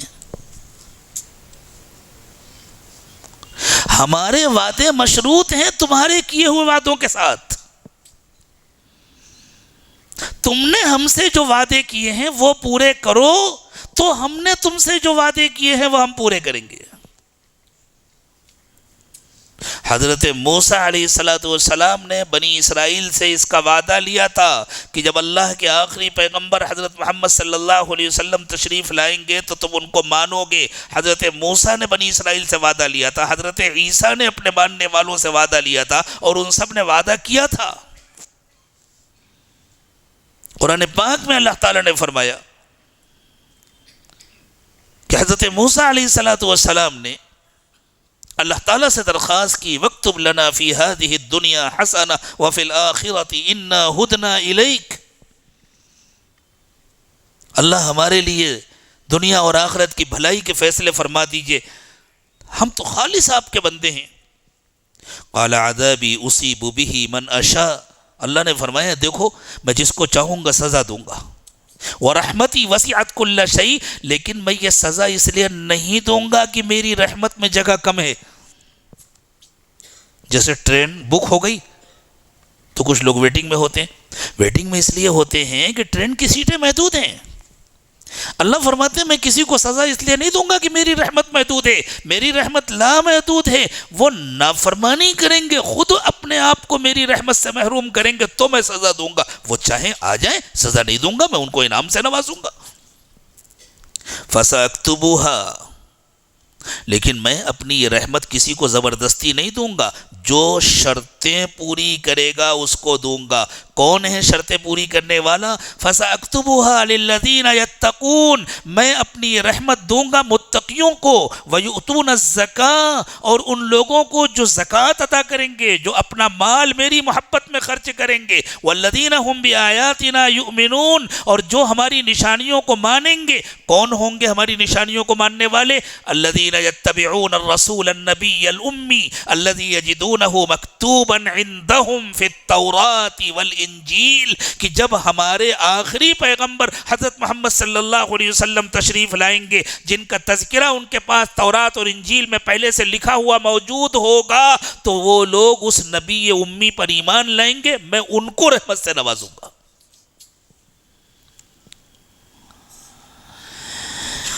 بنی اسرائیل نے وعدہ کیا تھا ہم مانیں گے، اپنا وعدہ بھول گئے، اور اللہ کا وعدہ یاد ہے. یہی حال اس زمانے میں ہم لوگوں کا ہے، اپنا وعدہ بھول جاتے ہیں، اللہ کے وعدے خوب یاد رہتے ہیں. ہم خیر امت ہیں، کنتم خیر امت اخرجت للناس. ارے تم خیر امت ہو شرط کے ساتھ، تم نے اللہ سے جو وعدے کیے ہیں ان کو پورا کرو تو خیر امت بنو گے. اپنے وعدے بھول جاتے ہیں اور فضائل خوب یاد رہتے ہیں، ہماری یہ فضیلت ہے، ہماری یہ فضیلت ہے، ہماری یہ فضیلت ہے. کوئی فضیلت نہیں ہے اس کے لیے جو اللہ سے کیے ہوئے وعدے پورے نہ کرے. تو حضرت محمد صلی اللہ علیہ وسلم کی تشریف آوری کے بعد اللہ تعالیٰ بنی اسرائیل کو یاد دلا رہے ہیں، اس لیے کہ ان کے بھی ایسے ہی دعوے ہوتے تھے جیسے اس زمانے میں ہم لوگوں کے دعوے ہوتے ہیں. تو اللہ کہہ رہے ہیں بھئی تم نے جو ہم سے وعدے کیے وہ پورے کرو، ہم نے تم سے جو وعدے کیے وہ ہم پورے کریں گے. یا بنی اسرائیل اذکروا نعمتی التی انعمت علیکم، اے یعقوب کے بچوں یاد کرو میں نے تم کو کتنی نعمتوں سے نوازا ہے، میں نے تم کو کیا نہیں دیا، لیکن اب تم چاہتے ہو کہ میں نے تم سے جتنا جتنے وعدے کیے ہیں وہ سب پورے ہو جائیں، تم کو عزت ملے، تم کو دولت ملے، تم کو حکومت ملے، تم کو اقتدار ملے، تم کو دنیا اور آخرت کی کامیابی ملے، تو ہاں میں یہ سب کچھ دینے کو تیار ہوں، لیکن شرط ہے وَأَوْفُوا بِعَهْدِي اوفی بعہدکم، تم نے مجھ سے جو وعدہ کیا ہے وہ پورا کرو، میں نے تم سے جو وعدہ کیا ہے میں پورا کروں گا۔ وَإِيَّايَ فَاتَّقُونَ، اور مخلوق کا ڈر دل سے نکالو، مجھ سے ڈرو، صرف مجھ سے ڈرو۔ وَآمِنُوا بِمَا أَنزَلْتُ مُصَدِّقًا لِمَا مَعَكُمْ،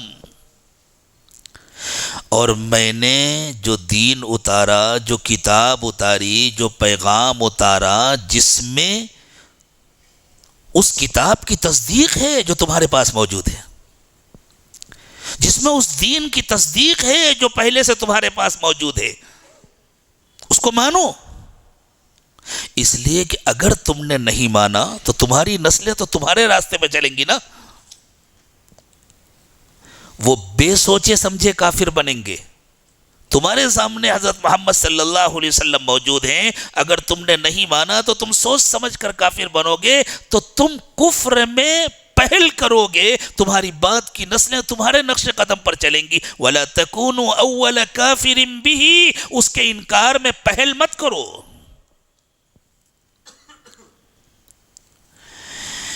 یہودیوں نے رسول اکرم صلی اللہ علیہ وسلم کو اس طرح پہچان لیا تھا جس طرح کوئی باپ اپنے بچے کو پہچانتا ہے۔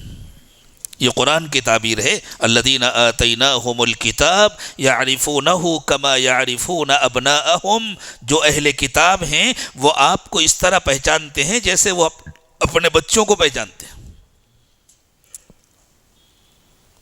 کسی اسکول میں چھٹی کے وقت جائیے، ایک کلاس کے بچے جب یونیفارم پہن کر نکلتے ہیں تو سب ایک جیسے لگتے ہیں، فرق کرنا مشکل ہو، چونکہ ہم عمر بھی ہوتے ہیں اور علاقے والوں کی شکلیں بھی ایک جیسی ہوتی ہیں۔ جب حج اور عمرے کے لیے جاتے ہیں نا تو ہم لوگوں کو سارے چائنیز ایک جیسے لگتے ہیں، سارے ملیشیا انڈونیشیا والے ایک جیسے لگتے ہیں، وہ لوگ فرق کرتے ہیں، ہم لوگوں کو لگتا ہے سب ایک ہی ڈائی کے، سب ایک ہی ڈیزائن کے، ایک ہی کلر کے، ایک ہی سائز کے۔ تو کسی اسکول میں جا کر کے دیکھیں، ایک کلاس میں عموماً ہم عمر بچے ہوتے ہیں اور ایک علاقے کے بچوں کی شکلیں بھی ملتی جلتی ہوتی ہیں اور یونیفارم میں ہوتے ہیں، سب ایک جیسے لگتے ہیں، لیکن باپ اپنے بیٹے کو فوراً پہچان لیتا ہے۔ جس طرح باپ اپنے بیٹے کو فوراً پہچان لیتا ہے، اللہ فرما رہے ہیں حضرت محمد صلی اللہ علیہ وسلم کی اتنی علامتیں ان کے پاس ہیں کہ انہوں نے اسی طرح پہچان لیا ہے، اس کے باوجود ماننے کو تیار نہیں۔ بہت کم یہودیوں کو ہدایت ملی ہے، ان کی ضد کی وجہ سے، ان کی ہٹ دھرمی کی وجہ سے۔ بہت مشہور یہودی عالم ہیں سیدنا عبداللہ ابن سلام رضی اللہ تعالی عنہ۔ جب نبی صلی اللہ علیہ وسلم ہجرت کر کے تشریف لائے اور مدینہ پہنچنے سے پہلے چند دن آپ نے قباء میں قیام کیا، اور قباء میں بھی اچھے خاصے یہودی تھے، ان کے باغات وغیرہ تھے، تو انہوں نے تو دیکھتے ہی پہچان لیا حضور کو، اور پھر سعادت مندی تھی، کلمہ بھی پڑھ لیا، مسلمان بھی ہو گئے۔ نبی صلی اللہ علیہ وسلم کو یہ امید تھی کہ یہ پرانے مسلمان لوگ ہیں، یہ اہل کتاب ہیں، ان سے مجھے مدد ملے گی۔ عرب تو بیچارے ان پڑھ و جاہل لوگ ہیں، وہ ان کو دیکھ رہے ہیں کہ یہ کتاب والے ہیں، اگر یہ تصدیق کر دیں کہ ہاں یہ اللہ کے رسول ہیں تو ہمارے لیے آسانی ہوگی۔ مکے والوں کو جب یہ بات معلوم کرنی تھی کہ حضور واقعی اللہ کے رسول ہیں یا نہیں، تو مشورہ کرنے کس کے پاس گئے تھے؟ یہودی علماء کے پاس گئے تھے نا، اور انہوں نے کچھ سوالات سکھائے تھے جن کے جواب میں سورہ کہف نازل ہوئی تھی۔ سورہ کہف کے شان نزول میں آپ نے سنا ہوگا، علماء تو خوب جانتے ہیں۔ تو عربوں کی نظر تو انہی کی طرف تھی نا کہ یہ اہل کتاب ہیں، یہ پرانے دیندار لوگ ہیں، ان کے پاس باقاعدہ اللہ کی کتاب موجود ہے، ان کے پاس نبوت کے ذریعے ملا ہوا ایک پورا نظام ہے، ان کے پاس مدارس ہیں، مکاتب ہیں۔ تو حضور کو یہ امید تھی کہ یہ مجھے مان لیں گے اور پورا عرب مان لے گا اور سب جہنم سے بچ جائیں گے۔ یہ خواہش نہیں تھی کہ میں بہت بڑا لیڈر بن جاؤں گا، میرے بہت متبعین ہو جائیں گے، سب جہنم سے بچ جائیں گے، سب جنتی بن جائیں گے، سب اللہ سے جڑ جائیں گے، شیطان سے نجات پا جائیں گے۔ یہودیوں نے مانا نہیں، تو حضور کو یہ خیال ہوا کہ کیا ان لوگوں کو کوئی شبہ ہو رہا ہے مجھ کو پہچاننے میں، تو مجھے کچھ اور پہچان کرانی چاہیے، ان کی غلط فہمی دور کرنی چاہیے۔ حضرت عبداللہ ابن سلام تشریف لائے تو اللہ کے نبی صلی اللہ علیہ وسلم نے اپنے دل کا درد بیان کیا، تو حضرت عبداللہ ابن سلام نے ارشاد فرمایا کہ حضور میری قوم بہت ضدی ہے، ان لوگوں نے آپ کو خوب پہچان لیا ہے، اور یہ پوری قوم تو آپ کا پہلے سے انتظار کر رہی تھی، جیسے اس زمانے میں مسلمان حضرت مہدی کا انتظار کر رہے تھے۔ معلوم ہے یہودی حضور اکرم صلی اللہ علیہ وسلم کا انتظار کر رہے تھے، اور جب حضور کی بعثت ہوئی تو یہودی سب سے بڑے دشمن بنے، مسلمان حضرت مہدی کا انتظار کر رہے ہیں، جب حضرت مہدی کا ظہور ہوگا ان کے سب سے پہلے دشمن مسلمان ہوں گے۔ وہ مسلمان جو اپنے کو اللہ کے حوالے کرنے کو تیار نہیں، کائے کا انتظار ہے حضرت مہدی کا؟ اللہ کی کتاب موجود ہے نا، نبی صلی اللہ علیہ وسلم کی سنت موجود ہے، کسی انتظار کی ضرورت نہیں ہے۔ ہم ابھی اپنے کو اللہ کے حوالے کریں، ہم ابھی اپنی زندگی کو سنتوں کے تابع کریں۔ جو اپنے کو اللہ کے حوالے کرے گا صرف وہ حضرت مہدی کا دوست بنے گا، جو آج اپنے کو اللہ کے حوالے کرنے کو تیار نہیں ہے، اگر آج حضرت مہدی آ جائیں وہ حضرت مہدی کا دشمن ہوگا۔ بالکل اسی طرح جیسے یہودی حضور اکرم صلی اللہ علیہ وسلم کے دشمن ہوئے، حتیٰ کہ رسول اللہ صلی اللہ علیہ وسلم نے فرمایا حضرت مہدی اور ان کے ساتھیوں پر حملہ کرنے کے لیے جو پہلا لشکر روانہ ہوگا وہ کسی اور کا نہیں، مسلمانوں کا ہوگا، اور ایک مخصوص میدان ہے، وہاں وہ لشکر رات میں قیام کرے گا اور وہ میدان پھٹے گا اور لشکر زمین کے اندر دھس جائے گا، اور ساری دنیا میں جب یہ اطلاع پہنچے گی تب دنیا کے اہل علم کو پتہ چل جائے گا کہ یہ تو مہدی ہیں۔ وہ لشکر مسلمانوں کا ہوگا، سفیانی کا لشکر جس کو کہا ہے نبی صلی اللہ علیہ وسلم نے، بالکل وہی تاریخ ہے جو اپنے آپ کو دہرا رہی ہے، وہی مزاج ہے جو بنی اسرائیل کا مزاج تھا، وہی مزاج بن گیا اس زمانے میں۔ تو حضرت عبداللہ ابن سلام نے کہا کہ حضور ان لوگوں نے مشورہ کیا ہے آپس میں کہ ہیں تو یہی اللہ کے نبی، لیکن ہم ان کو مانیں گے نہیں، اس لیے کہ اگر ان کو مان لیں گے تو یہ عربوں میں پیدا ہوئے ہیں، عرب آگے ہو جائیں گے، ہم پیچھے ہو جائیں گے، ہماری بڑائی ختم ہو جائے گی، ہم اپنی بڑائی چھوڑنے والے نہیں، لیڈر تو ہم ہی رہیں گے، چاہے کچھ بھی ہو جائے، چاہے جس سے سمجھوتا کرنا پڑے، چاہے جس سے سودا کرنا پڑے، لیکن لیڈر تو ہم ہی رہیں گے۔ پھر حضرت عبداللہ ابن سلام نے کہا کہ حضور میں آپ کو نمونہ دکھاتا ہوں، آپ میری قوم کے سرداروں کو بلا لیجئے، میں آڑ میں رہوں گا، میرے بارے میں ان سے پوچھئے۔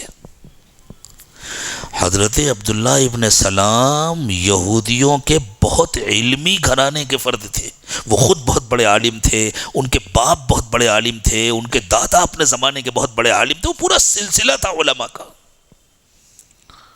اور بہت متقی اور پرہیزگار گھرانہ تھا، علمی طور پر پوری قوم اس گھرانے کی طرف رجوع کرتی تھی۔ حضرت عبداللہ ابن سلام آڑ میں ہو گئے، اللہ کے نبی صلی اللہ علیہ وسلم نے یہودیوں کو بلایا اور کہا کہ بھئی میں اللہ کا نبی ہوں، آپ لوگوں کے پاس میری ساری علامتیں موجود ہیں، تو کیا آپ لوگوں کو کوئی شبہ ہے؟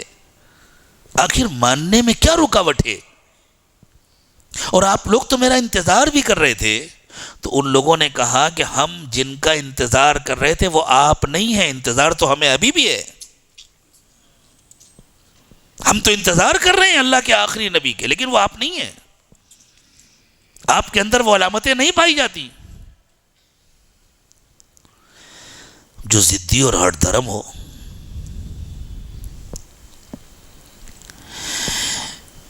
ایک شخص نے کسی سے قرض لیا، 3-4 مرتبہ قرض لیا، وہ ایک رقم بنی، اس بیچارے نے ادا کیا،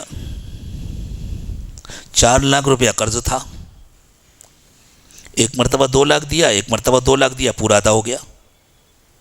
ابھی جس نے قرض لیا تھا اس نے دعویٰ کیا ابھی 1 لاکھ باقی ہے۔ اس نے کہا بھائی میں نے تم سے 4 لاکھ لیا تھا، ہاں 4 لاکھ لیا تھا، میں نے تم کو 2-2 لاکھ کر کے، نہیں میں نے تم کو 2-2 لاکھ کر کے 2 مرتبہ دیا، ہاں دیا، اور میں نے تم سے 1-1 لاکھ کر کے 4 مرتبہ لیا تھا تو 4 ہوئے، نہیں تم نے 1-1 لاکھ کر کے 4 مرتبہ لیا تھا تو 5 لاکھ ہوئے۔ ایک ایک کر کے 4 مرتبہ لیا تھا تو 5 لاکھ ہوئے. آپ جس حسابدار سے چاہیں جا کے معلوم کر رہے, 5 ہوئے نا, نہیں ہوئے بھئی. 1 لاکھ کر کے 4 مرتبہ قرض لیا تو 5 نہیں ہوئے. کمال کر رہے ہیں آپ لوگ بھی وہی کہہ رہے ہیں. ارے 5 ہوئے بھائی, اس نے ضد کر لی 5 ہوئے. ایک اور باقی ہے 2. اس نے کہا بھائی کمال ہے. اب وہ اس کو سمجھانے کی کوشش کر رہا ہے. کوئی نہ سمجھ ہو تو سمجھے, جو جان بوجھ کے دھوکہ دے رہا ہے اسے کون سمجھا سکتا ہے. تو اس نے کہا میں پنچایت بلاؤں گا. تو اس نے کہا بلا لو پنچایت. اگر یہ ثابت ہو جائے کہ ایک ایک کر کے 4 مرتبہ قرض لینے سے 4 لاکھ ہوتا ہے تو میری بیوی کو طلاق. 5 ہوتا ہے تمہیں دینا پڑے گا 1 لاکھ. وہ پریشان ہوا, گیا قوم کے بڑوں کے پاس, بھائی آپ لوگ بیٹھے ہیں میرا مسئلہ حل کریں, زبردستی یہ پیچھے پڑا ہوا ہے, میں قرض ادا کر چکا ہوں, پورا دے چکا ہوں. کہتا ہے 1 لاکھ اور دو. یہ اطلاع اس کی بیوی کو پہنچ گئی. اس نے اپنے کپڑے سمیٹے, بیگ میں رکھنا شروع کیا. یہ گھر پہنچا تو دیکھا بیوی تیاری کر رہی ہے. کہہ رہے پگلی تو کہاں جا رہی ہے؟ کہ میں اپنے گھر جا رہی ہوں. بھئی ایک ایک کر کے 4 مرتبہ 4 ہوتا ہے نا, تم کہہ رہے ہو 5 ہوتا ہے, تو طلاق تو پڑ گئی.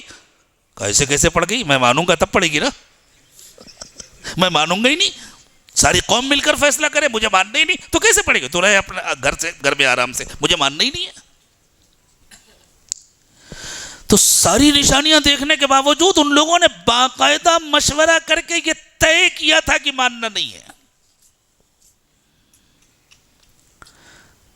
حضرت عبداللہ ابن سلام نے یہ پوری روداد حضور کو سنائی.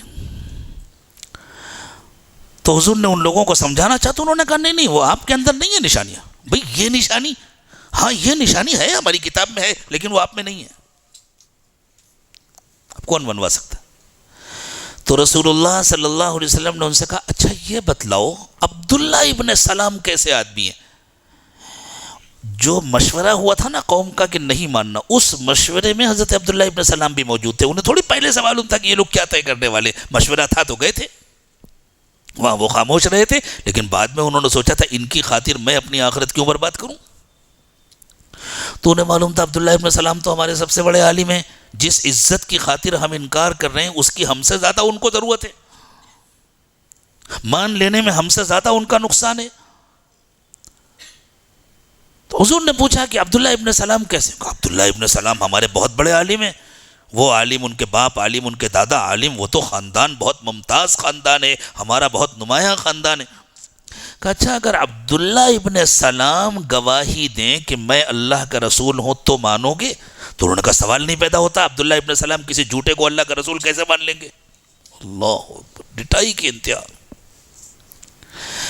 اتنے میں حضرت عبداللہ ابن سلام سامنے آئے. اشہد ان لا الہ الا اللہ و اشہد انک رسول اللہ. جو کلمہ پڑھا حضرت عبداللہ ابن سلام نے, ابھی جو لوگ حضرت عبداللہ ابن سلام کے پورے خاندان کی تعریف کر رہے تھے, انہوں نے جو گالیوں کی بوچھار شروع کی, تو دھوکے باز ہے, تو غدار ہے, اور تیرا تو باپ بھی ایسی تھا, تیرا تو دادا بھی ایسی تھا, اور تیرا پورا خاندان ایسی ہی. تو حضرت عبداللہ ابن سلام نے مسکرا کے کہا حضور دیکھ لیجئے یہ ہے میری قوم کا مزاج, اس لیے آپ دل چھوٹا نہ کیجئے. یہ آپ کو پہچان چکے ہیں, لیکن ان کا مقدر ہے جہنم, کون بچا سکتا ہے؟ اللہ ضد اور ہٹ دھرمی سے ہماری حفاظت فرمائے. ہمیں تو اس کا یقین ہے نا کہ اللہ کا کلام سچا ہے اور اللہ کے نبی صلی اللہ علیہ وسلم سچے ہیں, اور ہم کو تو اس کا یقین ہے کہ ہماری دنیا اور آخرت کی کامیابی 100% حضرت محمد صلی اللہ علیہ وسلم کے اتباع میں ہے. تو پھر شروع کرنے میں دیر کیسی؟ کیا ہم یہودی ہو گئے ہیں؟ کیا بنی اسرائیل ہمارے آئیڈیل بن گئے ہیں؟ ہم نے شروع کرنے میں دیر کی ہوئی ہے یا نہیں کی ہوئی؟ ہماری پوری زندگی صبح سے شام تک اور شام سے صبح تک سنت کے مطابق ہے. ہمارا ظاہر ہمارا باطن سنت کے مطابق ہے. تو ہم جس ڈگر پہ چل رہے ہیں اس کی منزل کیا ہے, جنت یا جہنم؟ اور جو منزل ہمیں چاہیے اس کا یہ راستہ ہے جس پر ہم چل رہے ہیں. اگر انجانے میں غلطی ہو رہی تھی تو انجانا پن ختم ہو گیا، اور اگر خدا نہ خواستہ جان بوجھ کے غلطی ہو رہی ہے تو یہ تو یہودیوں والی ضد ہے، یہ تو بنی اسرائیل کی ضد ہے. پھر اللہ نے جس جنت کا وعدہ کیا ہے وہ کیوں ملے گی؟ دنیا میں بھی اللہ نے جس عزت کا وعدہ کیا ہے وہ کیوں ملے گی؟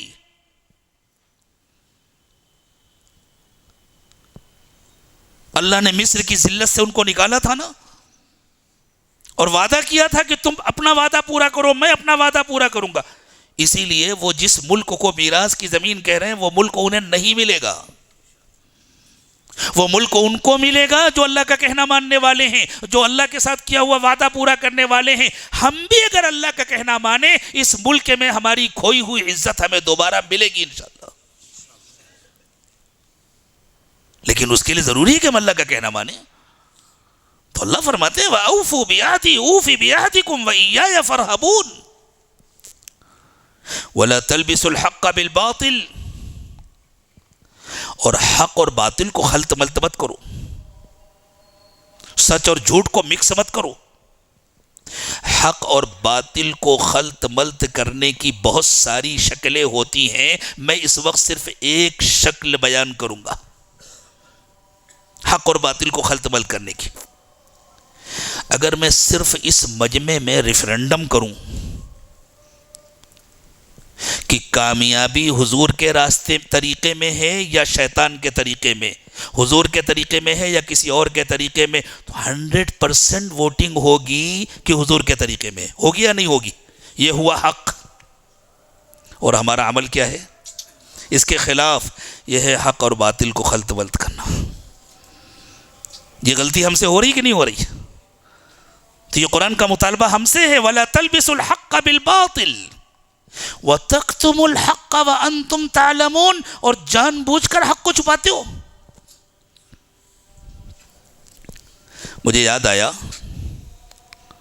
آپ کے موجودہ تلنگانہ کے ایک شہر میں جو پہلے آندھرا ہوا کرتا تھا، کچھ نوجوانوں نے ایک پروگرام کیا اور اس میں غیر مسلم نوجوانوں کو بلایا، اور ان پروگرام کرنے والے نوجوانوں کی زندگی میں سر سے پیر تک کہیں حضور کی سنت نظر نہیں آتی تھی، اور ان کو اسلام کی دعوت دی کہ اسلام کامیابی کا راستہ ہے. یہ جس شہر کا واقعہ ہے وہاں کے لوگ بھی اس وقت موجود ہیں یہاں. تو غیر مسلم نوجوان نے کہا کہ یہ بتاؤ جس نبی کا راستہ تمہیں خود پسند نہیں ہے تم ہمیں اس کی دعوت کیوں دے رہے ہو؟ تمہیں اپنے نبی کا طریقہ خود پسند نہیں ہے، کیا تمہارے نبی ایسے تھے جیسے تم نظر آ رہے ہو؟ تو انہیں سر جھکا کے اعتراف کرنا پڑا ایسے نہیں تھے. اور سب کو معلوم ہے کیسے تھے، معلوم ہے نا. تو آج سے اس غلطی کو چھوڑیں گے یا نہیں؟ ورنہ انجام وہی ہوگا جو بنی اسرائیل کا ہوا. ان کا انجام اچھا نہیں ہوا، ان کے لیے اللہ تعالیٰ نے ذلت مسلط کر دی. ضربت علیہم الذلۃ اینما ثقفوا. ان آیات کا میں نے انتخاب نہیں کیا تھا، اللہ نے انتخاب کیا ہے آج کی مجلس کے لیے. قاری صاحب کے دل میں ڈالا. میں نے قاری صاحب سے کہا بھی نہیں تھا کہ آپ فلاں آیات پڑھیے گا، یہ اللہ کا انتخاب ہے آج کی اس گفتگو کے لیے. تو ہمیں اللہ کے انتخاب کے سامنے سرنڈر ہونا چاہیے نا. تو حق اور باطل کا یہ التباس اور حق اور باطل کو خلط ملط کرنے کا مجرمانہ عمل آج سے کون کون چھوڑے گا؟ جس کو ہم زبان سے کہتے ہیں یہ سچ ہے، اسی پر عمل بھی کریں گے انشاءاللہ. جس کو ہم زبان سے کہتے ہیں یہ کامیابی کا راستہ ہے، اسی راستے پر چلیں گے بھی آخری سانس تک انشاءاللہ.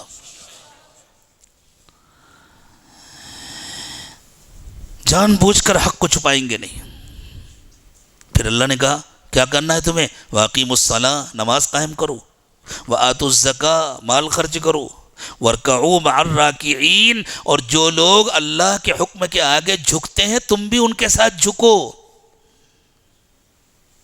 ایک تو وہ رکوع ہے جو نماز کے اندر ہوتا ہے، اور ایک وہ رکوع ہے جو ساری زندگی ہوتا ہے. رکوع کے معنی جھک جانا. اللہ کے آگے جھکے رہو, ہر وقت اللہ کا کہنا مانتے رہو. اللہ ہم آپ کے سامنے سردگو ہیں, جو آپ کا حکم وہ ہمارے سر آنکھوں پر. باتیں تو بڑی میٹھی میٹھی ہوتی ہیں ہماری مجلسوں میں ماشاء اللہ. حلقے بھی لگتے ہیں درس قرآن کے, مقالے بھی پڑھے جاتے ہیں, اور کانفرنسیں بھی ہوتی ہیں, اور کنونشن بھی ہوتے ہیں, اور جلسے بھی ہوتے ہیں, اور مضامین بھی لکھے جاتے ہیں, اور تقریریں بھی ہوتی ہیں, اور میں آپ کو سناؤں اور آپ مجھے سنائیں, یہ سب کچھ ہوتا ہے. لیکن جب اپنی ذات کا نمبر آتا ہے تو صفر ہو جاتے ہیں. اَتَأْمُرُونَ النَّاسَ بِالْبِرِّ وَتَنْسَوْنَ أَنفُسَكُمْ, تم لوگوں کو بھلائیوں کا حکم دیتے ہو اور اپنے آپ کو بھول جاتے ہو. وَأَنْتُمْ تَتْلُونَ الْكِتَابَ, اور تمہارے پاس اللہ کی کتاب بھی موجود ہے, اسے پڑھتے بھی ہو. أَفَلَا تَعْقِلُونَ, اتنی موٹی بات تمہارے سمجھ میں نہیں آتی. اور سنو, جب تم فیصلہ کرو گے اللہ کے دین پر چلنے کا تو مشکلات آئیں گی, آزمائش ہوگی. سب سے پہلے تو نوجوانوں کے سامنے مشکل آئے گی ان کے ماں باپ کی طرف سے. وہ کہیں گے یہ عمر ہے داڑھی رکھنے کی. بوڑھا باپ نمازی اپنے بیٹے سے کہتا ہے یہ عمر ہے داڑھی رکھنے کی. کیوں؟ نماز پڑھتا ہے اس لیے کہ نماز پڑھنے سے عزت ملتی ہے. دل ایمان سے خالی ہے اس لیے کفر کا یہ جملہ بولتا ہے. ہمارے سماج میں نماز پڑھنے سے عزت ملتی ہے اس لیے نماز پڑھتے ہیں.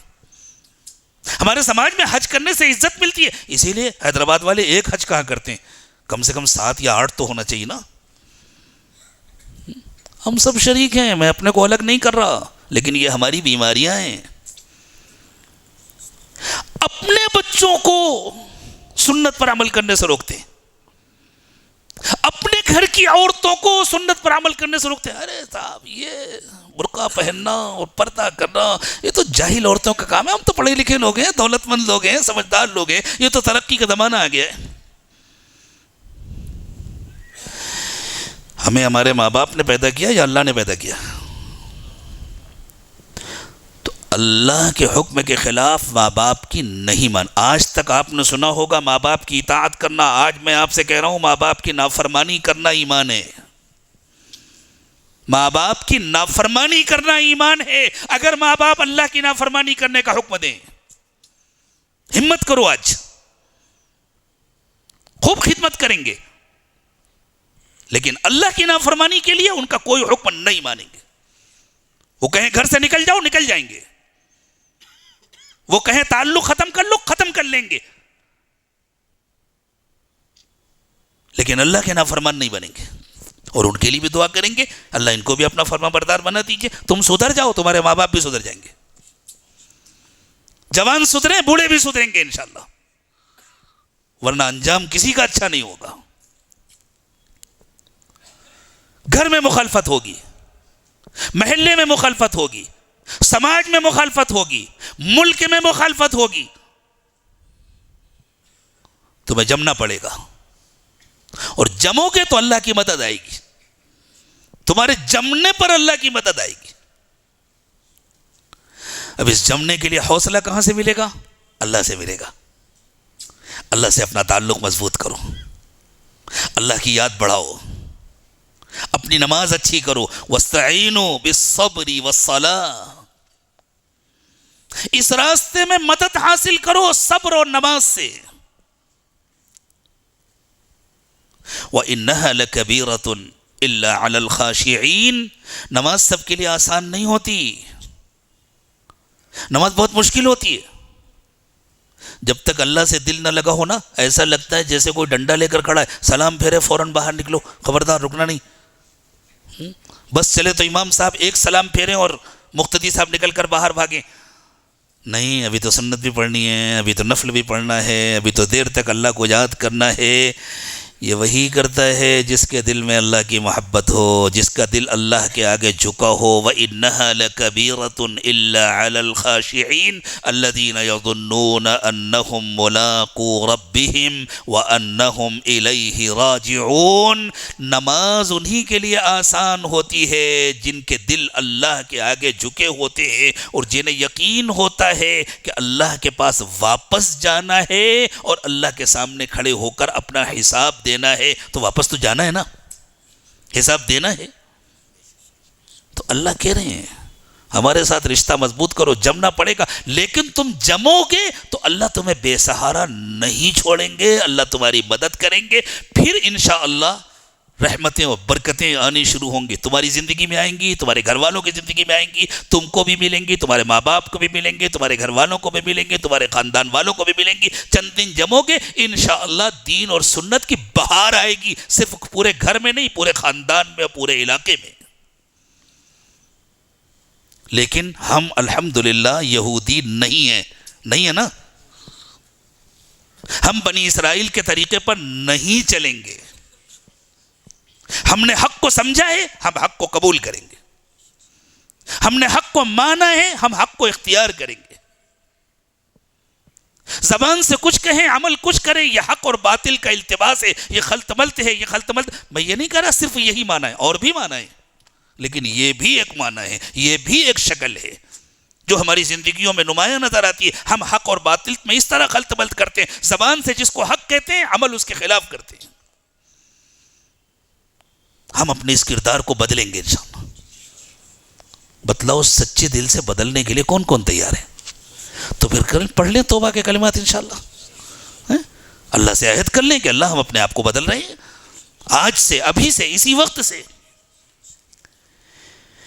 جو سلسلہ عالیہ نقشبندیہ میں داخل ہونے کی نیت لے کر آئے ہیں وہ اس توبہ کے کلمات پڑھتے ہوئے بیعت کی نیت کر لیں۔